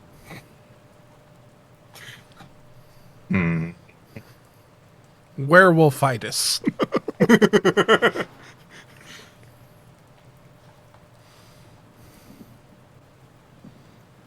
Okay. Well, I'm gonna go look and see if I can find something that dropped jagged, because that's what Jennifer wants to see if he had. So I'm gonna go look for it. You don't find anything resembling, like, you don't even need to roll. Like, you walk back kind of as far as your brain would tell you the man was when he first appeared, and walk his course, which was literally a straight line.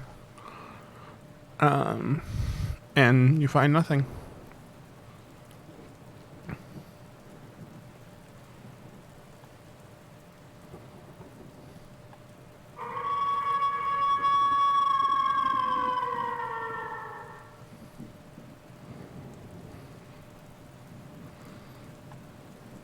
This time it's very clearly coming from above you.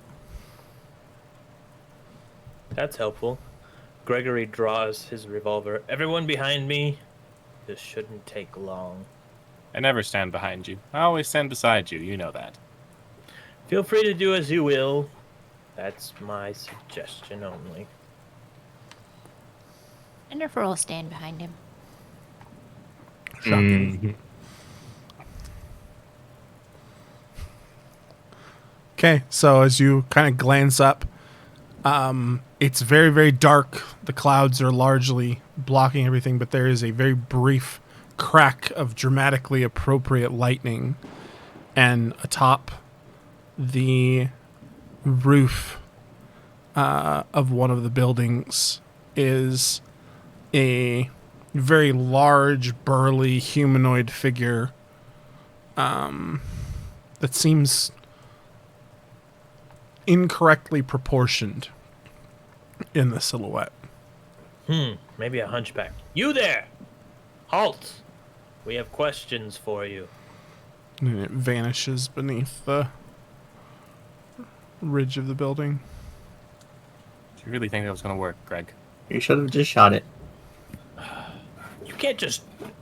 Listen, not even I would just willy-nilly shoot people. As you look at the dead body that your friend just shot. It's coming at me.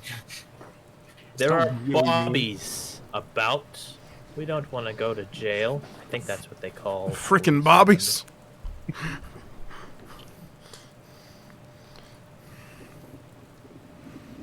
Okay, what are you doing? How? So that was like on a rock outcropping or something above us? On a building. On a Along building. the side, I was like, along the I don't- street. Was that from the werewolf too? The very small werewolf. Yeah, sorry. There's a puppy werewolf that is going hog wild. Anyway, should we try to get up to where we saw this figure? I don't see any reason not to. Are you going to climb the building or knock on the door and ask the inhabitants to let you up? Well, They've probably been... It's more like it's like a shop. It's like one of those shops that has like the apartment above it. well, if it dropped down, I would assume it dropped onto the floor. I would Go through the alley, go to the other side. onto the road. Yeah, I would exactly. I would just look around first before we looked at climbing buildings. Okay. So you find the alley next to the building that you think it was. And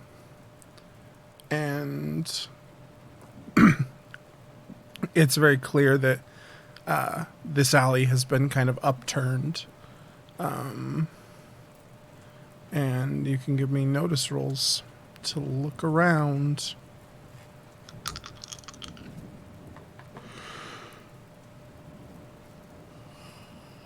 I didn't roll a 6 this time. Dun, dun, dun. That's 12. I got a 5. 5. Okay, so the 3 successes, so the 5s and the 7. The garbage bins have been upturned. The the various places of refuse have been torn apart. There appears to be what you would guess is there was probably a homeless person who was sleeping in this alley, and the bedding, as it were, quote unquote, like the kind of moth-ridden blankets and paper canvas sacks and stuff like that, has just been ripped apart by something. With the raise for you there, Philip, there are gouges in the bricks of the wall.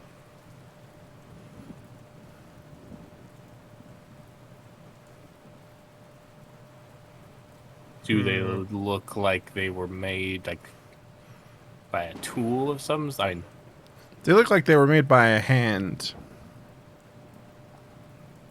Like as you kind of raise your hand up and you're like, why are there 5?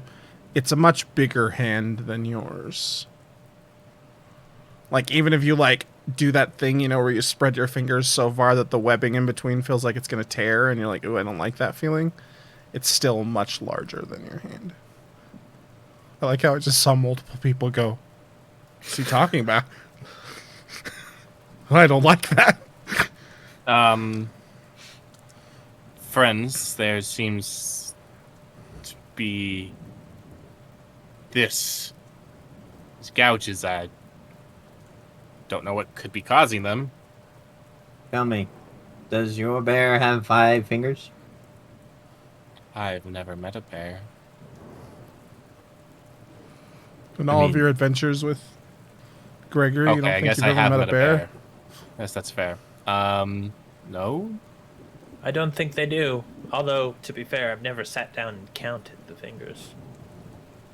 I'm gonna look at you and just go, You're saying that a werewolf did this. well, you didn't do it. No, but And a bear didn't do it. Could be some logical explanation. Someone could have taken a chisel and just ran it up and down the wall. Someone is going to great lengths to make it appear that a werewolf is committing the murders, so that then the Bobbies will not come after them. If you ask me, it might even be Johann Van Helsing himself. I'm going to look at it. You can have a Benny, Sarah, for playing your Doubting Thomas. I don't see any other tool marks. I'm gonna look down. Do I see, like, chunks of, like, brick and mortar? Yeah. Are there a lot of little chunks, like it's been chiseled? Or just fairly large chunks, if it's just, like, like in More of that gargoyles? one. Yeah, more of that one. Currently, I'm this gonna is look the at it. clue.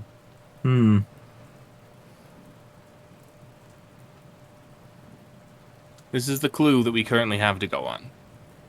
Perhaps I can't imagine that the thing could have gotten very far. I need notice rolls. Lots of noticing in an investigative game. Got 4. I got a 4 after the subtractions. Yeah, be sure everybody is subtracting 2 from their rolls. I got a 1. Okay, First two. so just to make sure that I understand exploding correctly, because I just got 2 exploding dice in a row. Mm-hmm. Um, Then it all adds up. I take the 6. Then you add add the that, second 6, and then you roll a and third then I add time. what? Okay. Yeah, you keep rolling as many times as you explode. You add it all together. Generally, when you get to around like 10 explosions, you could just be like, yeah, I'm exploding a lot. So I got 16. Minus 2. 14. 14. Sarah. The total is a 3. 3. All right. So who got above a 4? Me. I got a 4. All right. With the 4, you hear noise over the rain, but because you only got a 4, you don't quite make out what it is. But you kind of perk up at the sound of that noise because it's not the howl that you've heard several times. It's not the rain. It's not anything like the normal sounds of. It's not like a dog barking in some distant neighborhood or anything like that. However, Gregory, you distinctly, because of so many raises, are able to hear a very distressed sounding female voice calling out for help. Damsel in distress. We must save her, and perhaps she'll know something about our friends. Friend? I don't know. This wolf or whatever. Follow me. All right. You follow the shouting, and it leads you up along toward the bridge. And sure enough, there, in the distance, silhouetted once again by a handy and dramatically appropriate flash of lightning, you see Gregory, since you're probably took off at a run ahead of everybody. You see it just in time so that our 2 doubting Thomases and our guy who knows what it is don't get to see it. But you see this woman, and you watch as this massive hulking beast, with just these thick, disproportionate legs and arms, long, clawed hands completely covered in like this dark gray fur, with what can only be described as a lupine kind of head atop its shoulders, just reaches out as she screams and clamps its hand over her throat and just pulls. And just you watch in probably pretty serious revulsion as it just tears her throat out in front of you. Everybody's face except Sarah's. Sarah's like, no, that's about Been right. here, done this. But it turns and looks at you, and you just see these glowing red eyes in the distance. And it drops the body, and the lightning fades right as your friends kind of arrive next to you, which is just enough that all you see now is this very large-looking dog in the shadows ahead. So you didn't get the werewolf view that everybody else did. We'll draw some more cards. First person up, Jennifer. 7 of clubs. Ian playing Gregory. 4 of clubs. Next up is Adam playing Corey. You get the 7 of spades. And Patrick playing who are you playing? Philip. You get the 4 of diamonds. And the bad guy, unfortunately for you all, gets the Joker. We're gonna die. So, it's going to choose to go first. Because of course it would go first. Why would it not? It is going to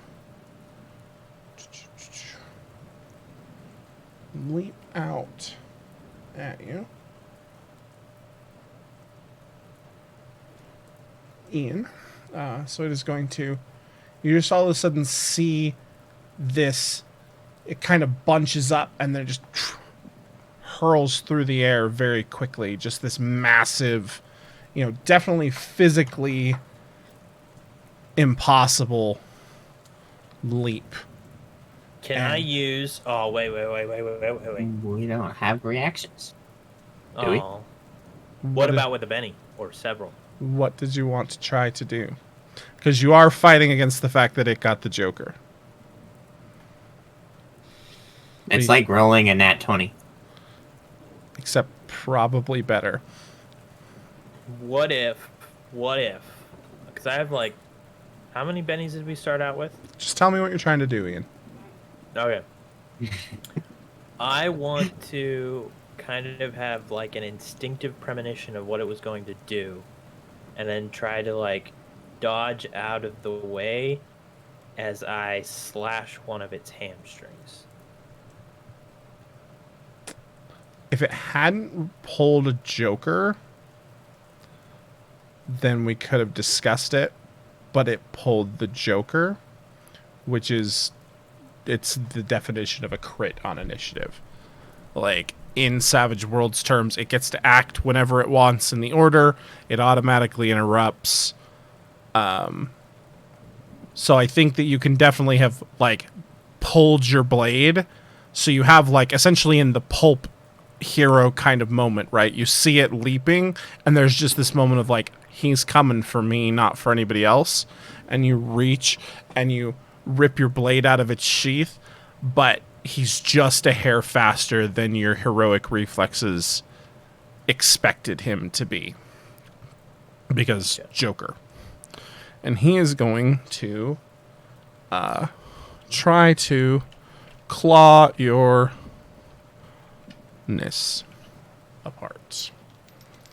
And he is going to use a GM Benny. Because that went poorly for him. And he wants to do better. So, what is your parry, Ian? Good question. Where would that be? Oh, I found it. 6. 6. Alright, so he got an 11, which is going to be a hit with a raise. A hit with a raise is going to trigger what is called his go for the throat. So he is going to strike your least armored location. So if you look at the armor section on your character sheet. I am searching for it. Oh yeah, found it. Okay. What is the lowest number there? And those will be on the right-hand side, right? Yeah. So your unarmored toughness is 6, that first line. So it says armor, that one? unarmored Okay. 6. Yep. Okay, so he is going to literally go for your throat because your throat's not protected here. As thing. And he is going to do... Where is his stat block? There we go. He gets a raise, so he does some extra damagios to you, plus the +2 from the Joker.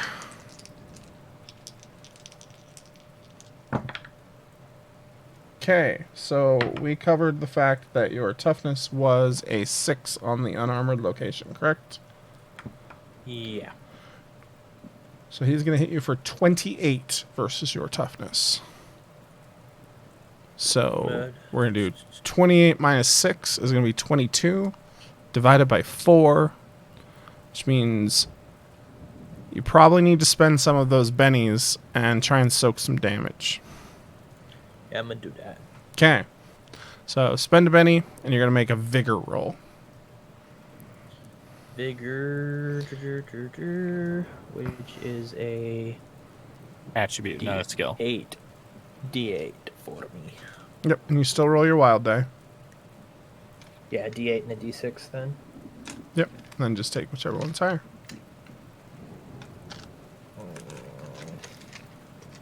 I have like a million D8s and I can't find them because I need one. Found one.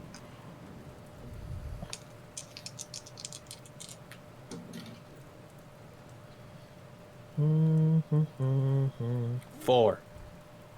That is enough to not die. Would you like to spend a Benny to die less?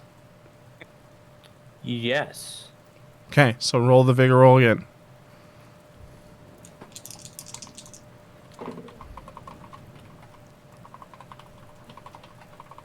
I got a 6. Okay, that will still just be the same one. You can spend as many bennies as you want and keep rolling, or you can accept the fact that you're going to be really, really, really screwed up from this, but not dead. I'm assuming this is meta knowledge. I'm assuming this is final combat, but I'm trying to kind of keep track. How many bennies have I spent at this point? 2 And 2. You had Of- 7. You had of 5. your 5. So you now have 3 left. I'm gonna do one more. Okay.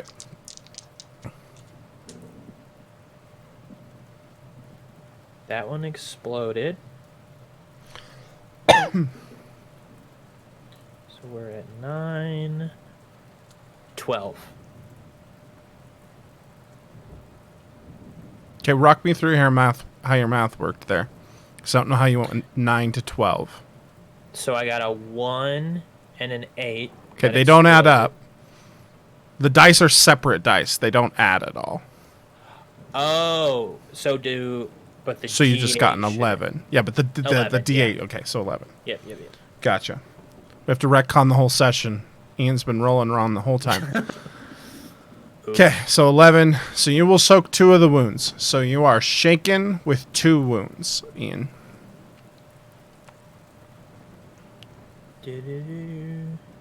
And that brings us now to Mr. Seven of Spades, which will be Corey. So the monster is on top of Gregory right now, right? Yep. I would like to use my telekinesis and attempt to pull the knife from Gregory's belt, the silver one, and stab the beastie with it. Okay. I have a range of smarts times 2. Alright, so what is your smarts die? It's 6, so it's 12. Yeah, you got pulley. I'm not worried about the distance. Okay. Go ahead and roll.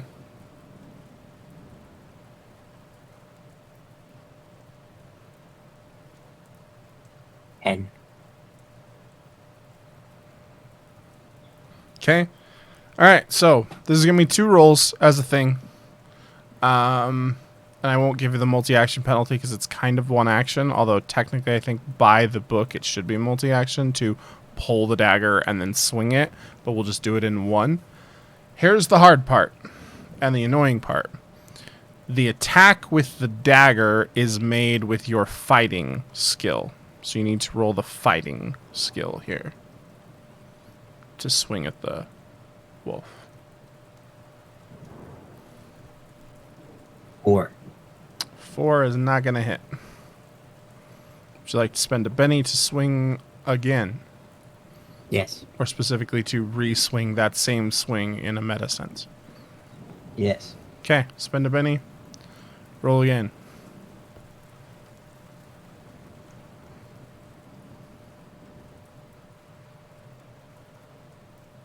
13. Is there anything I'm supposed to be subtracting? Yeah, 2 for the light Okay. and for the... 11. Okay, that'll hit with a raise. So it's going to be strength. In this case, it's a strength of a D10 because of your telekinesis. And you're going to add a D4. And you're going to add an additional D6 because of the raise. All of these you add together. It's not when you're rolling skills or checks. Yep, just damage. Do they explode? Yep, All of them? yep. So someone remember 18. 27. 31. 35. 36. Okay. So for a total of 40 damage because of the silver weakness, you bring your dagger I in. imagine it like flies off of his belt and just goes straight up. Yep, just right up into its jaw and up into its brain, and it kind of twitches for a second and then falls back. And the lightning flashes, and indeed, the four of you stand there. And you're definitely staring at what would classically be described as a werewolf, number one. But number two, you all then watch in another dramatic flash of lightning as it slowly morphs back into a naked man. I'm gonna walk over and I'm gonna poke him with my toe. And then I'm gonna look at Gregory and then pointedly look at the knife. And then look up at Philip and go,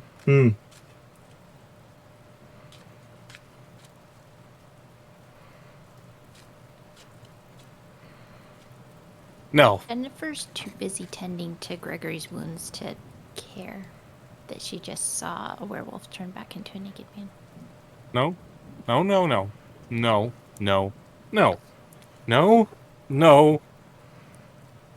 No. Give me your healing roll, Sarah. Don't worry, friend. I'm not dead. yes. Not that what was, I'm knowing. I know you're going to be fine. You have Jennifer taking care of you. Ian, before Sarah can heal you, I need you to give me a spirit roll, please. I don't know what. And you have 2 wounds, so that means you're at a -2 on this roll. Spirit. Okay, I found it. So reminder, you're going to roll whatever your spirit dice is, your wild die, and they're separate. Yeah. And you have a -2 penalty on both. Mm-hmm.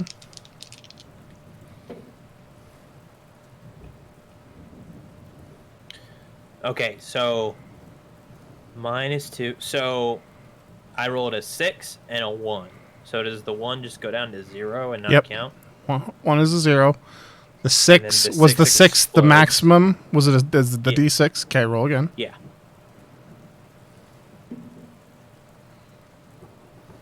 And that was a 5. So I take the 6 -2 plus the 5 -2. Nope, which just would be- it's just 1 -2. So 6 plus 5 is 11, -2 is 9. Okay, perfect. I'm going to spend a GM Benny and make you reroll that.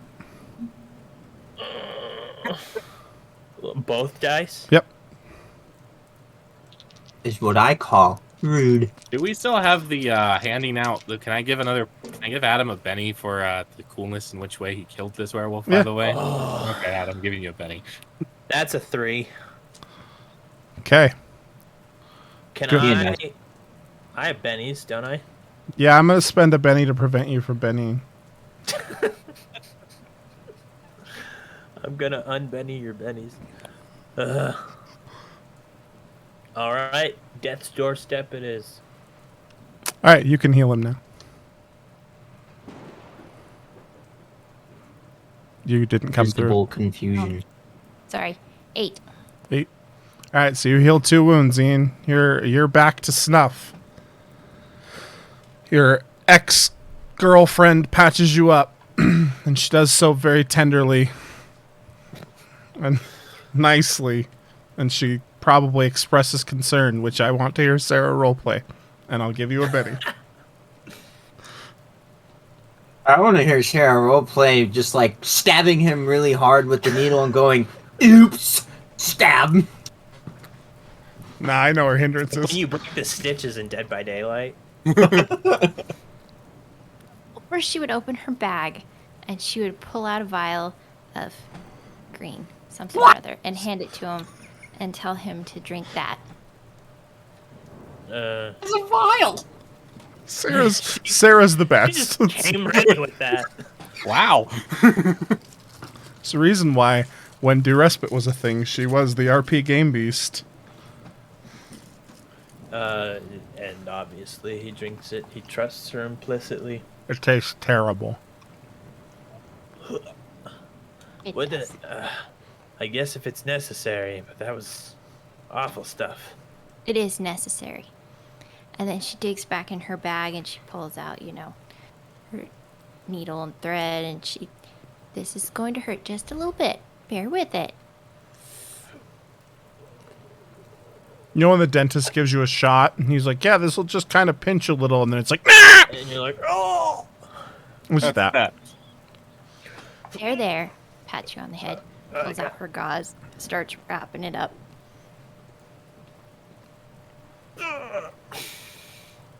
Try to be more careful. We don't want to lose you. I don't want to. Elf doesn't want to lose him. You're not there. You're having an existential crisis. Listen, I just wanted to say, like, I know I didn't leave on the best terms. A letter You delivered to left her room me. in the middle of the night when you were already on the ship was not the best way to say goodbye, no. You left me a note so you could go have fun in South America. It's beyond it. Jenny, I think that's trivializing it a bit, don't you think? It's not just fun. This is who I am. I needed to find new horizons. I needed to chart new waters. Find new women. And wait, what'd you say? It said find new women. I was like, yeah, saying these things to your ex-girlfriend is innuendo or not, it's not playing well. As she's doing another piece of gauze, she's like, you mentioned loving whoever was next to you in the bar. Tight. Oh, sorry.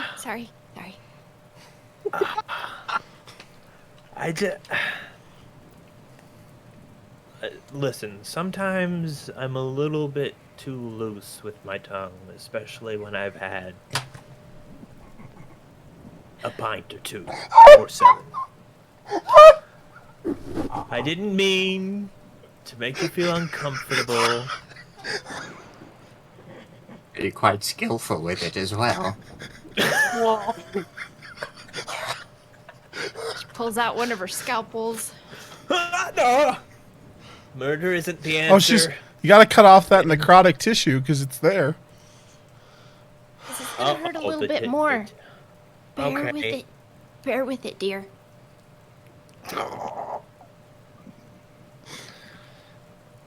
Listen, what I'm trying to say... Give me a notice roll, Sarah.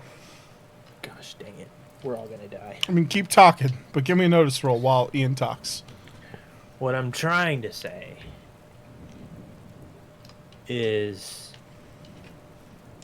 I know I haven't done the best by you.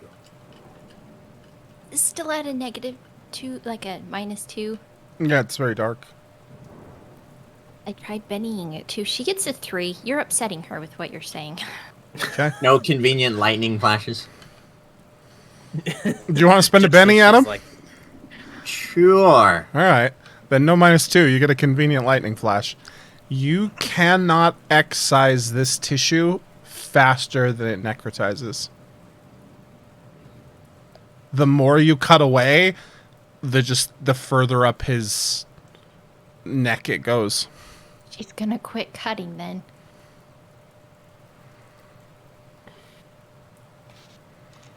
Ryan. near, far. We can't get a theatrical musical performance out of you when you're playing a bard, but A rakish drunk? I just don't want to DM. I just don't want to DMCA the channel, you know. I appreciate that. That's why you make up songs, Ian. I've made up poems. Yeah, you've gotten poetic performances out of me. Sorry, anyway, back to the game at hand. Listen, I don't feel so good. I just wait. I'm assuming I'm dying. No, you don't know what's happening. Oh. You don't even know that she's continuing to cut, and that you just know she stopped cutting, right? Like, I'm just turning into venom. Got it. I just.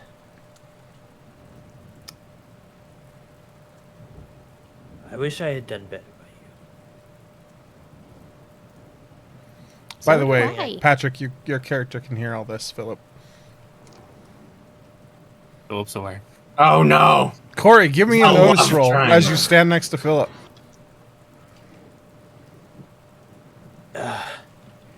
And I I got a 5, a 3. Okay, we'll get think there. I'd like to try to do that now.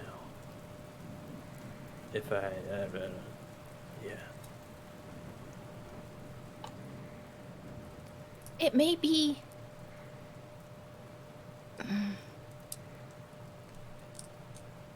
When we're done hunting whatever this is, we need to get you to a hospital. Why is that? So what happened? Wolf tried to rip out your throat. Like, what did you miss about that? Well, I mean, I feel okay. Does it look bad, Doc? Thankfully, he missed your handsome face. Now, just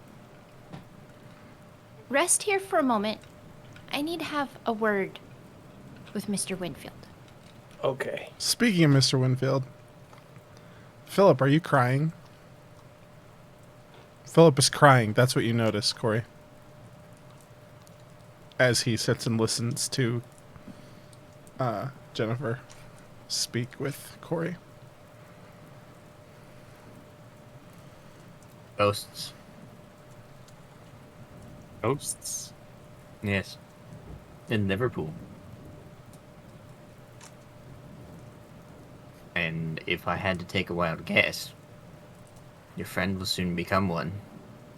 But hey, it'll open your way. The triangle will simply become 2 points. Not how I would want the way to be opened.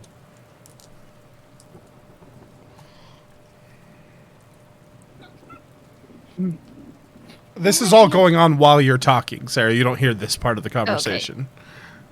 You're Tell being- me when she comes up to drag Mr. Yeah. Winfield away for a quiet word. He's my best friend, but I just don't think that those two would be right together. I have a very gruesome, but possibly, maybe helpful idea.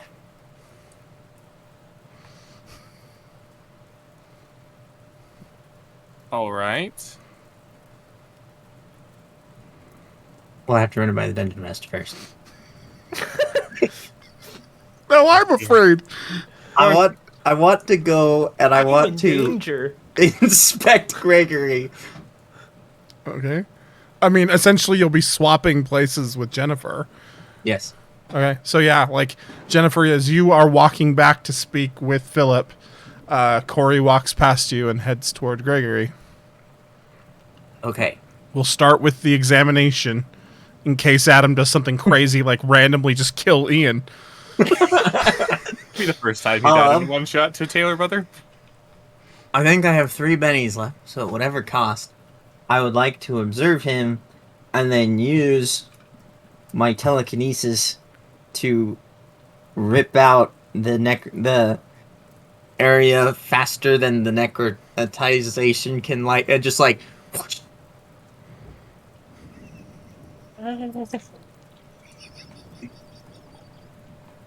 All right. Give me your spell roll. Weston's not a good ring man. I'm just gonna like sit there and like stare at him and go,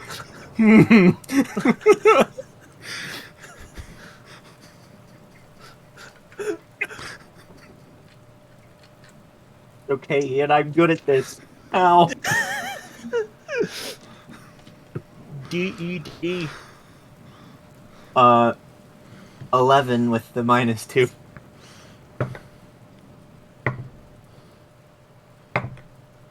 That's very bad. I think I just killed him. Ian, how many bennies do you have left? Rip. I have 3. How many did I spend? I can't remember. 2? 3? 3. 3. And I had... 5. left. So you have 2 left. Because you're successful, Adam.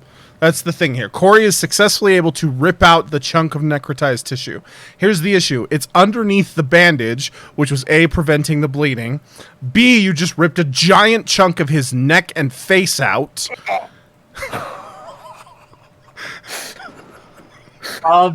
So, Ian... By very attractive edge. So, a few things happen here, Gregory. I need you to please... Screaming, so Sarah turns around. on my face. I mean, so this will take place, like, literally after the conversation the other two have, right? Because you observed him for a long time and, like, figured out where to do it. But you definitely need to throw some dice here, Ian, because you just took 28 points of damage. So, you're definitely gonna die here unless you successfully soak some wounds. Okay, and that's with vigor? Yep. Okay. You must soak a minimum of 1 wound to not die. And what do I need to roll to do that? A 6 in your case, because you have 2 wound penalties. Oh no, because Sarah healed you. There, he'll do. Just You kidding. Just have to roll 4. Just a 4. That one exploded.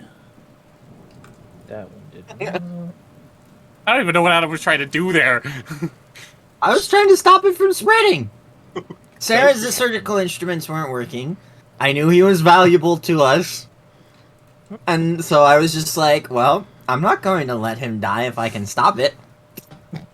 I get it. The methodology was unique. Never seen telekinesis used that way. I usually just pick people up and drop them from really high heights. Ask Sarah. Or throw them. My favorite is when players get it and they're in like a hallway and I just smash them back and forth between walls like a pinball. They don't like that. You know how Matt Mercer, all of his villains have teleport?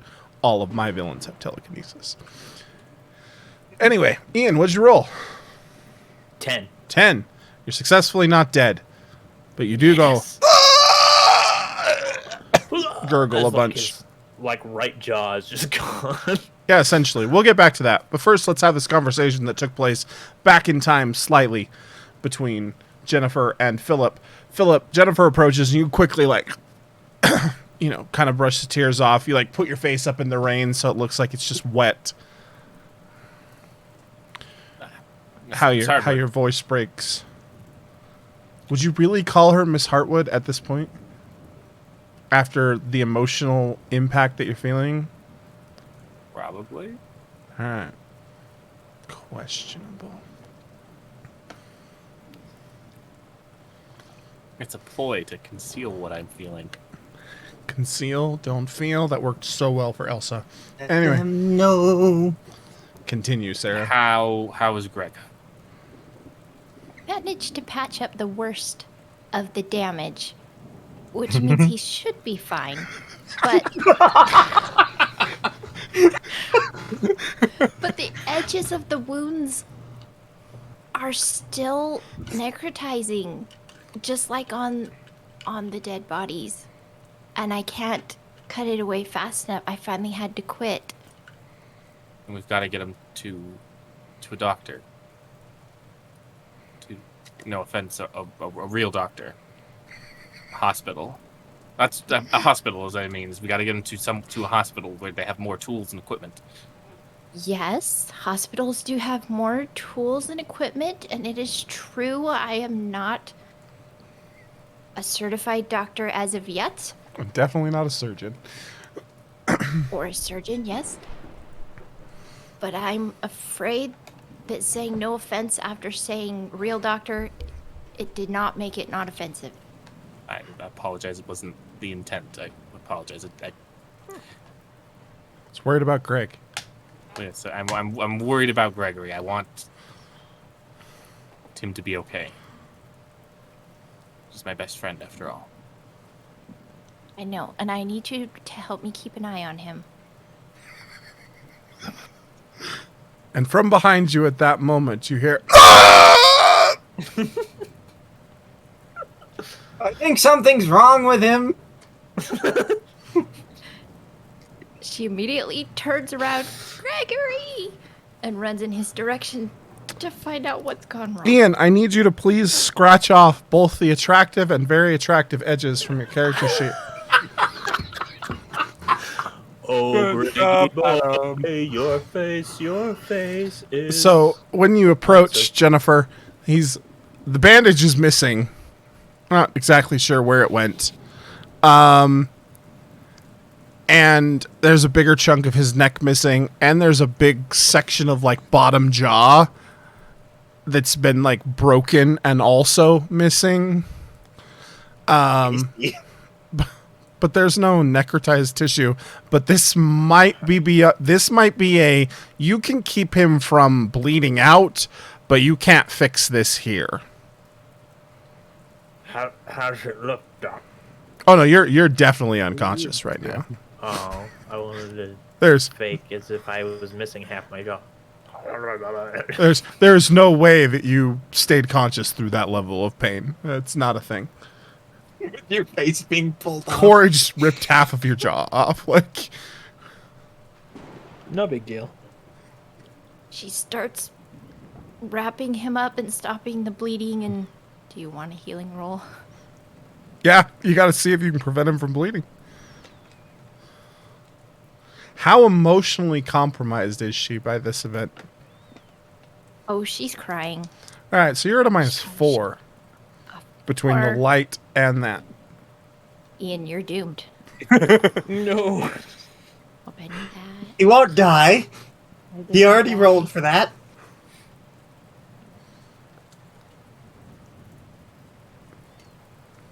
Benny, one more time. Try different dice. This is how much Jennifer loves Gregory. Sarah just blew every betting she's got. I have one more left.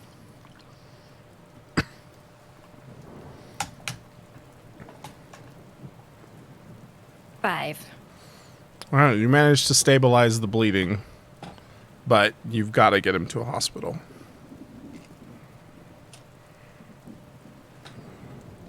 I'll drive the carriage. His Somebody face call a fell doctor. off. But not for me. His face fell off. All right, you guys make your way back to the carriage.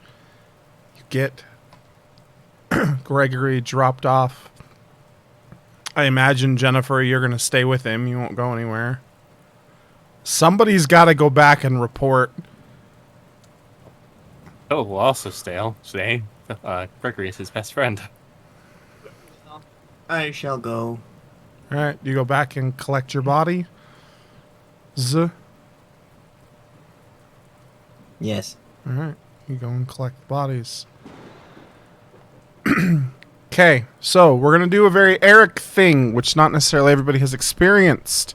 If you are not Adam, please remove your headphones and wait until I give the thumbs up signal.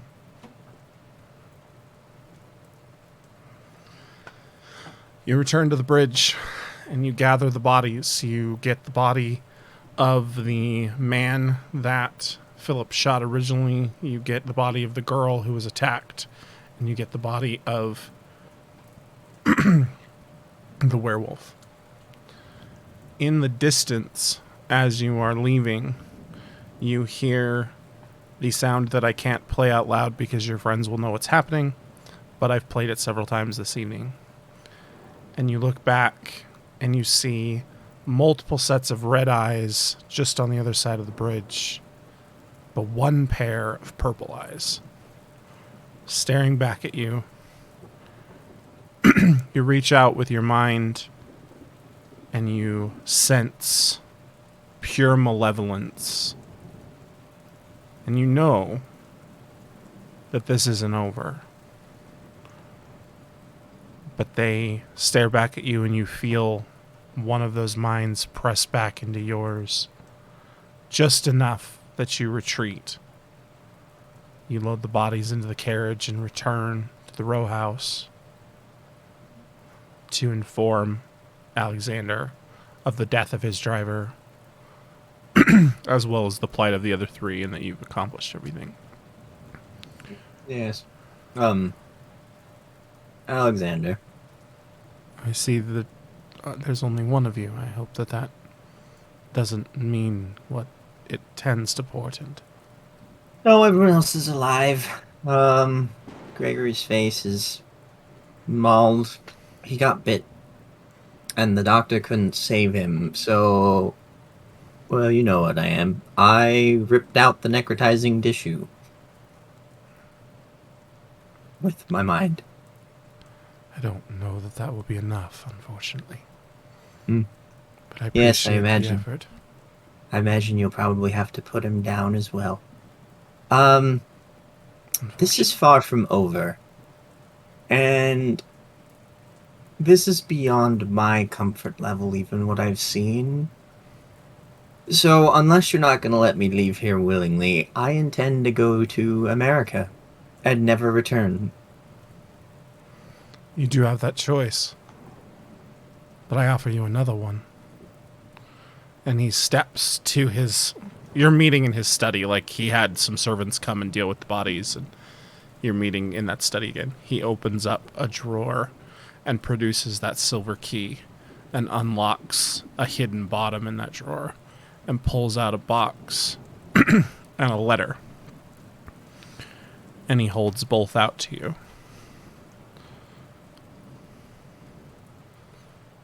Looking at them doesn't cost anything. You still have the choice to go. I will take them, and I will sit in his most comfy-looking armchair, because I'm rude like that. Yeah, I mean, he's sitting in his real chair, so yeah, you're fine. Open the letter. It's sealed with that VH wax seal. And it says, "Greetings, my friend. If you're reading this, my name is Johann Van Helsing. And you've encountered something that is beyond what perhaps you've known, expected, or maybe even believed. But let me tell you, it's very real. And they're out there anywhere you go. We, myself, the Marleys, and others, we stand against that which crawls in the dark. We stand together to protect every Tom, Dick, and Harry from that which they don't want to know. In this box is a symbol that you want to join us and keep the world safe, one night at a time. Choose wisely, for this is not a path undertaken lightly, and this is not a calling that can just be shed. I hope to see you at the lodge soon. Sincerely yours, Johann Van Helsing."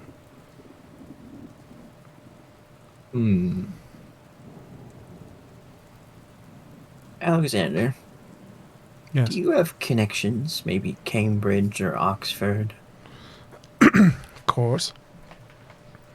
Could you perhaps convince them, and not to put it on the registry of classes, but to fund a department of cryptozoology? I feel like compiling the knowledge together would be useful in our future goals. We can chat about it over dinner tomorrow. Excellent. Do you have any Earl Grey tea? Of course.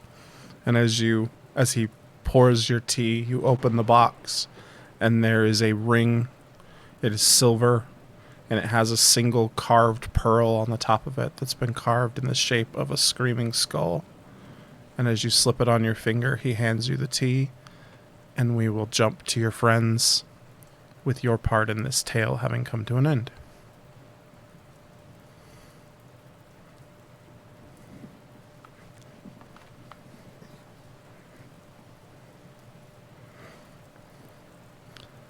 At the hospital, doctors are brought in. They take Gregory back. They will not, despite Harwood's training and definitely despite Winfield's insistence, allow them to go back into surgery. The pair of you sit in the waiting room for what is literally hours. What do you choose to talk about?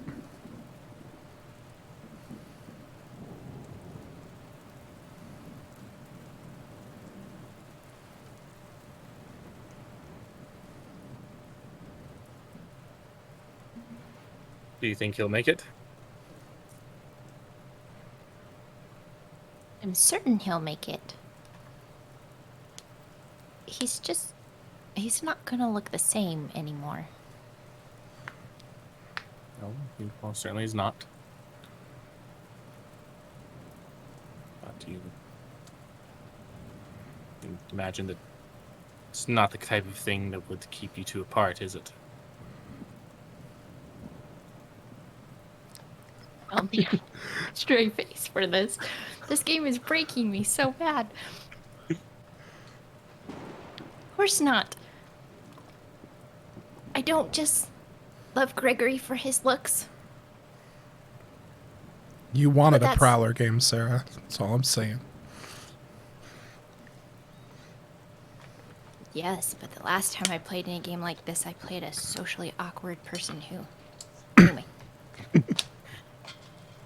You know that when he makes out of this, he's just going to do it again.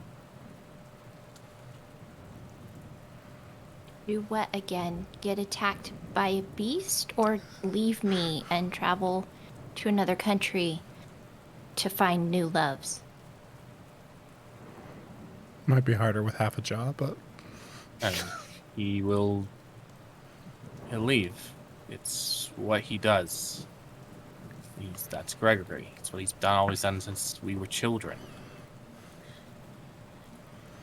He will gallivant across the world to find what he's seeking, and he just will never realize that what he's seeking has been right here all along. But even if he realizes what he is seeking is here, that won't be enough. He'll just get up and go. And Are you saying that I'm not good enough for him to want to stay? I'm saying that he doesn't realize it is. That you are. I told him when we went to get on that boat that he was making a very big mistake. But we got on the boat anyway.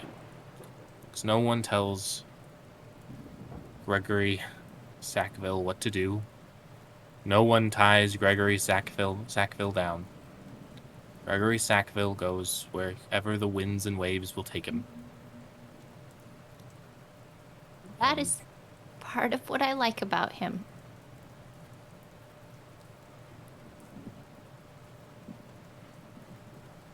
And maybe once he sees that I'll stay by his side, even though he's missing half of his face.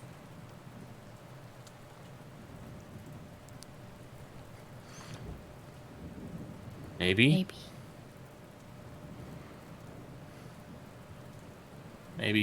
But I wouldn't count on it. And I don't want to see you get hurt.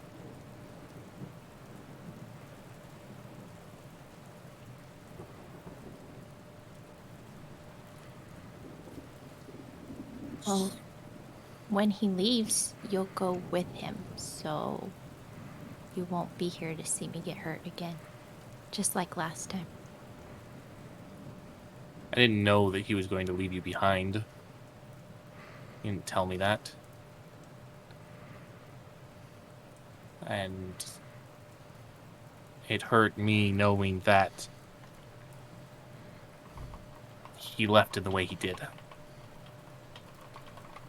And I don't know if I can go with him the next time if he decides to do it again.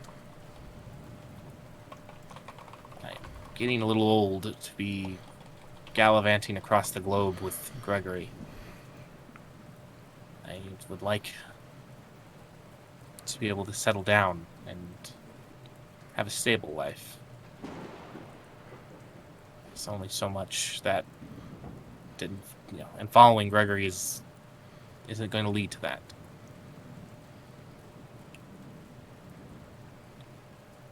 I've given you my warning, my feelings on it, but I'll let you get to make your decision. But I figured I would at least warn you. And I wish the two of you the best of luck.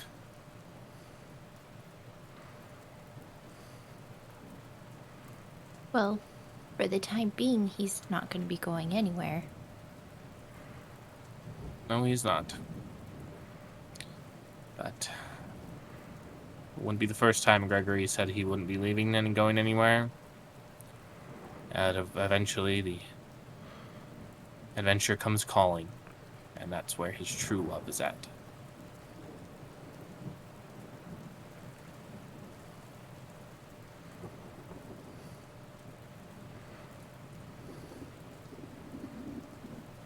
Yes, we'll see. Yes, we shall. And as we close on that awkward moment between the pair of you, surgery proceeds. It's hours when the doctors come out and awaken the two of you, having fallen asleep in the waiting room. They let you know that he's still in dicey condition and he's going to have really bad scarring and going to have difficult life with the whole quarter of his jaw missing thing. They know some strong reconstructive surgeons, specifically who work for 3M, who... Dicey conditions. Yep, that was intentional. Who may be able to give him some kind of prosthetic, but they need him to be healthier first. They tell you that now is not a good time to see him, just because of the condition he's in and how drugged he will be anyway. And they encourage you to get some sleep, preferably at home, as it's very clear you guys have not had the easiest time. No questions are really asked about how this happened.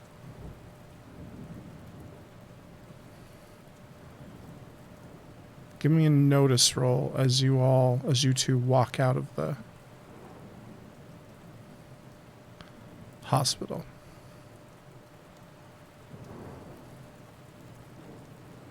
Ocho. Okay. You didn't come through, Sarah? 6. 6. You see a woman who steps back through the doors into the deeper parts of the hospital, back toward where the doctors from the operation had come. She doesn't look like she belongs here. And it's only in passing, Philip, that you notice her, but Jennifer, you'll never forget her face. She's hauntingly gorgeous. But she, strangely enough, seems to have shaved one side of her head clear down to the skin and has her hair parted over in the other direction. And it's jet black. And she wears very strange earrings of glittering obsidian and rubies. And she's dressed all in black, which seems very out of place for a hospital. But in that fleeting look, she's gone, having vanished through those doors. Sackville, Ian. you wake up. It's been a long time. You're not sure how long, obviously, having been under for surgery. You're sore. More than sore, you're in pain. Kind of floating. But your hands are very itchy. You're not exactly sure why. Your arms are itchy, your hands are itchy, your legs are itchy. Everything feels weird. And you can feel that itch over the pain. You hear the door open. You call out to whoever's opened the door. A part of you thinks it might be Jennifer. A part of you thinks it might be Philip, or maybe a doctor. Then you catch a very odd scent on the air. A very dusky, rose-like perfume. It's not a smell you recognize. There's someone at the foot of your bed, and you struggle in an effort to sit up. Your arms and your legs are so incredibly itchy. And you hear a voice. So you're Philip Sack. So you're Gregory Sackville, then? Definitely who's can't. asking? You definitely can't talk. Oh. You kind of, your jaw has been largely wired shut, waiting for a prosthetic so you can heal and not disrupt your surgery. You tangled with a werewolf, I see. And your pretty little girlfriend did her best. And that one with the brain power, I think he did something. He even tried for you. And the docs here, they definitely gave it their all, but it just weren't enough. Sorry, love. And she steps up next to the rudimentary IV that I don't care whether or not it was appropriate for this time period.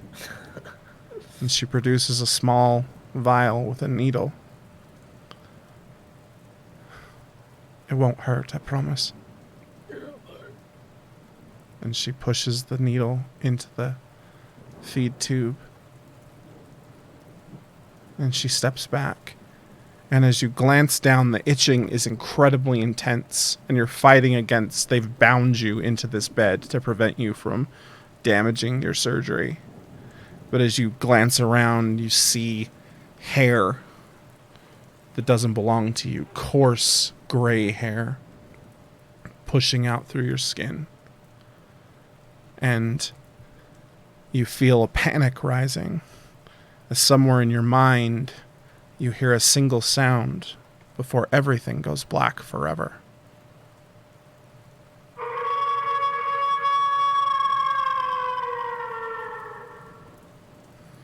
Your eyes flutter closed as you pass away from the poison injected into your IV. And that's all I have for you this evening on When the Rain Falls in London. Thank you, everybody, for playing. I hope everybody had a good time. My friends are freaking out a little bit, but we will do the thing I like to do with one-shots really quick, which is, Sarah, your favorite overall moment of the game and your favorite act by another player overall.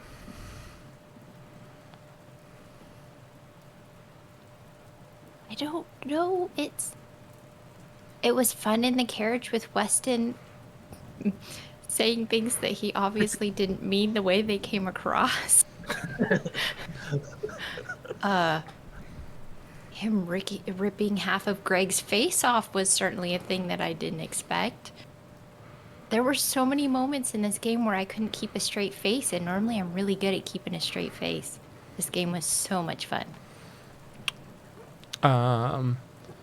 Ian, your favorite moment of the game and your favorite action somebody else did.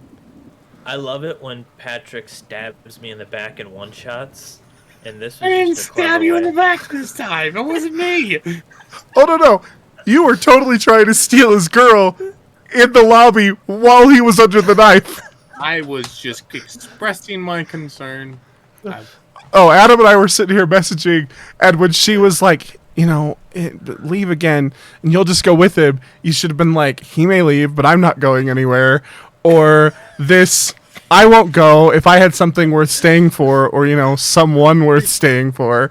I was getting there. I got cut off to go have someone. You took too long. I got cut off to go check on the guy who was dying. To be fair, there was a long delay, and I thought you were done, and you started talking right as I transitioned. That is my fault. I apologize. Adam, your favorite part of the entire story, and your favorite act of another character. Of another character? Mm-hmm. Well, I do have to admit that Philip's one tap was pretty cool. Just, bang, dropping the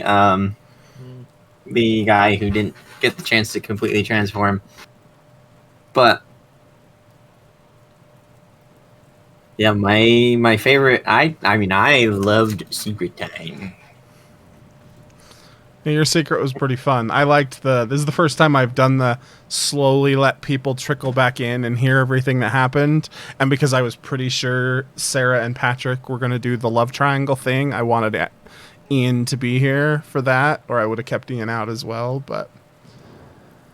And if you want to know what the secret was for the other three of you, you'll just have to wait till after the show and Adam can tell you, or go watch it. But Patrick, your favorite moment of the whole game and your favorite act of another character. My favorite moment of the whole game, my favorite act of the other character, same thing, is when the knife went out and up. That was pretty cool. Good creative usage of an ability, in my opinion. Yep, was solid for sure. And then as a GM, my favorite moment of the campaign, or the game, not campaign, of the game was I always love the reaction to when I use the sound effects through the microphone. That always makes me happy because people are not. Even Sarah was not ready this time around, and Sarah should have been ready given how many times she's experienced the phenomenon. And then I too thought that the one shot knife kill was super sweet as a thing. But yeah, anyway, I'm going to turn the time back over to Patrick for the last minute Homebrew Hall reminders. Thanks everybody for watching and for letting me come and run a story. Yeah, definitely. And thanks to Eric for being willing to run a story, particularly on such short notice. And we had to figure out that we figured out we weren't doing Ready to Roll tonight. So just as a reminder, there will be no Ready to Roll for the month of November. We are planning on resuming our Ready to Roll shenanigans on the 2nd of December. We are planning on having more one-shots throughout the rest of this month, though, to make up for that. So please stay tuned for that. Again, you can find that on our Discord. Let me see if I can get our Discord command bot to work, because normally Lydia does. Yep, there we go. The Discord command. You can join our Discord in following that link in the where am I? It's this way. Yeah, link down there in the chat. And yeah, so stay tuned for that. And we will be back with more role-playing shenanigans. Thank you so much, and I hope you all have a great night. Bye.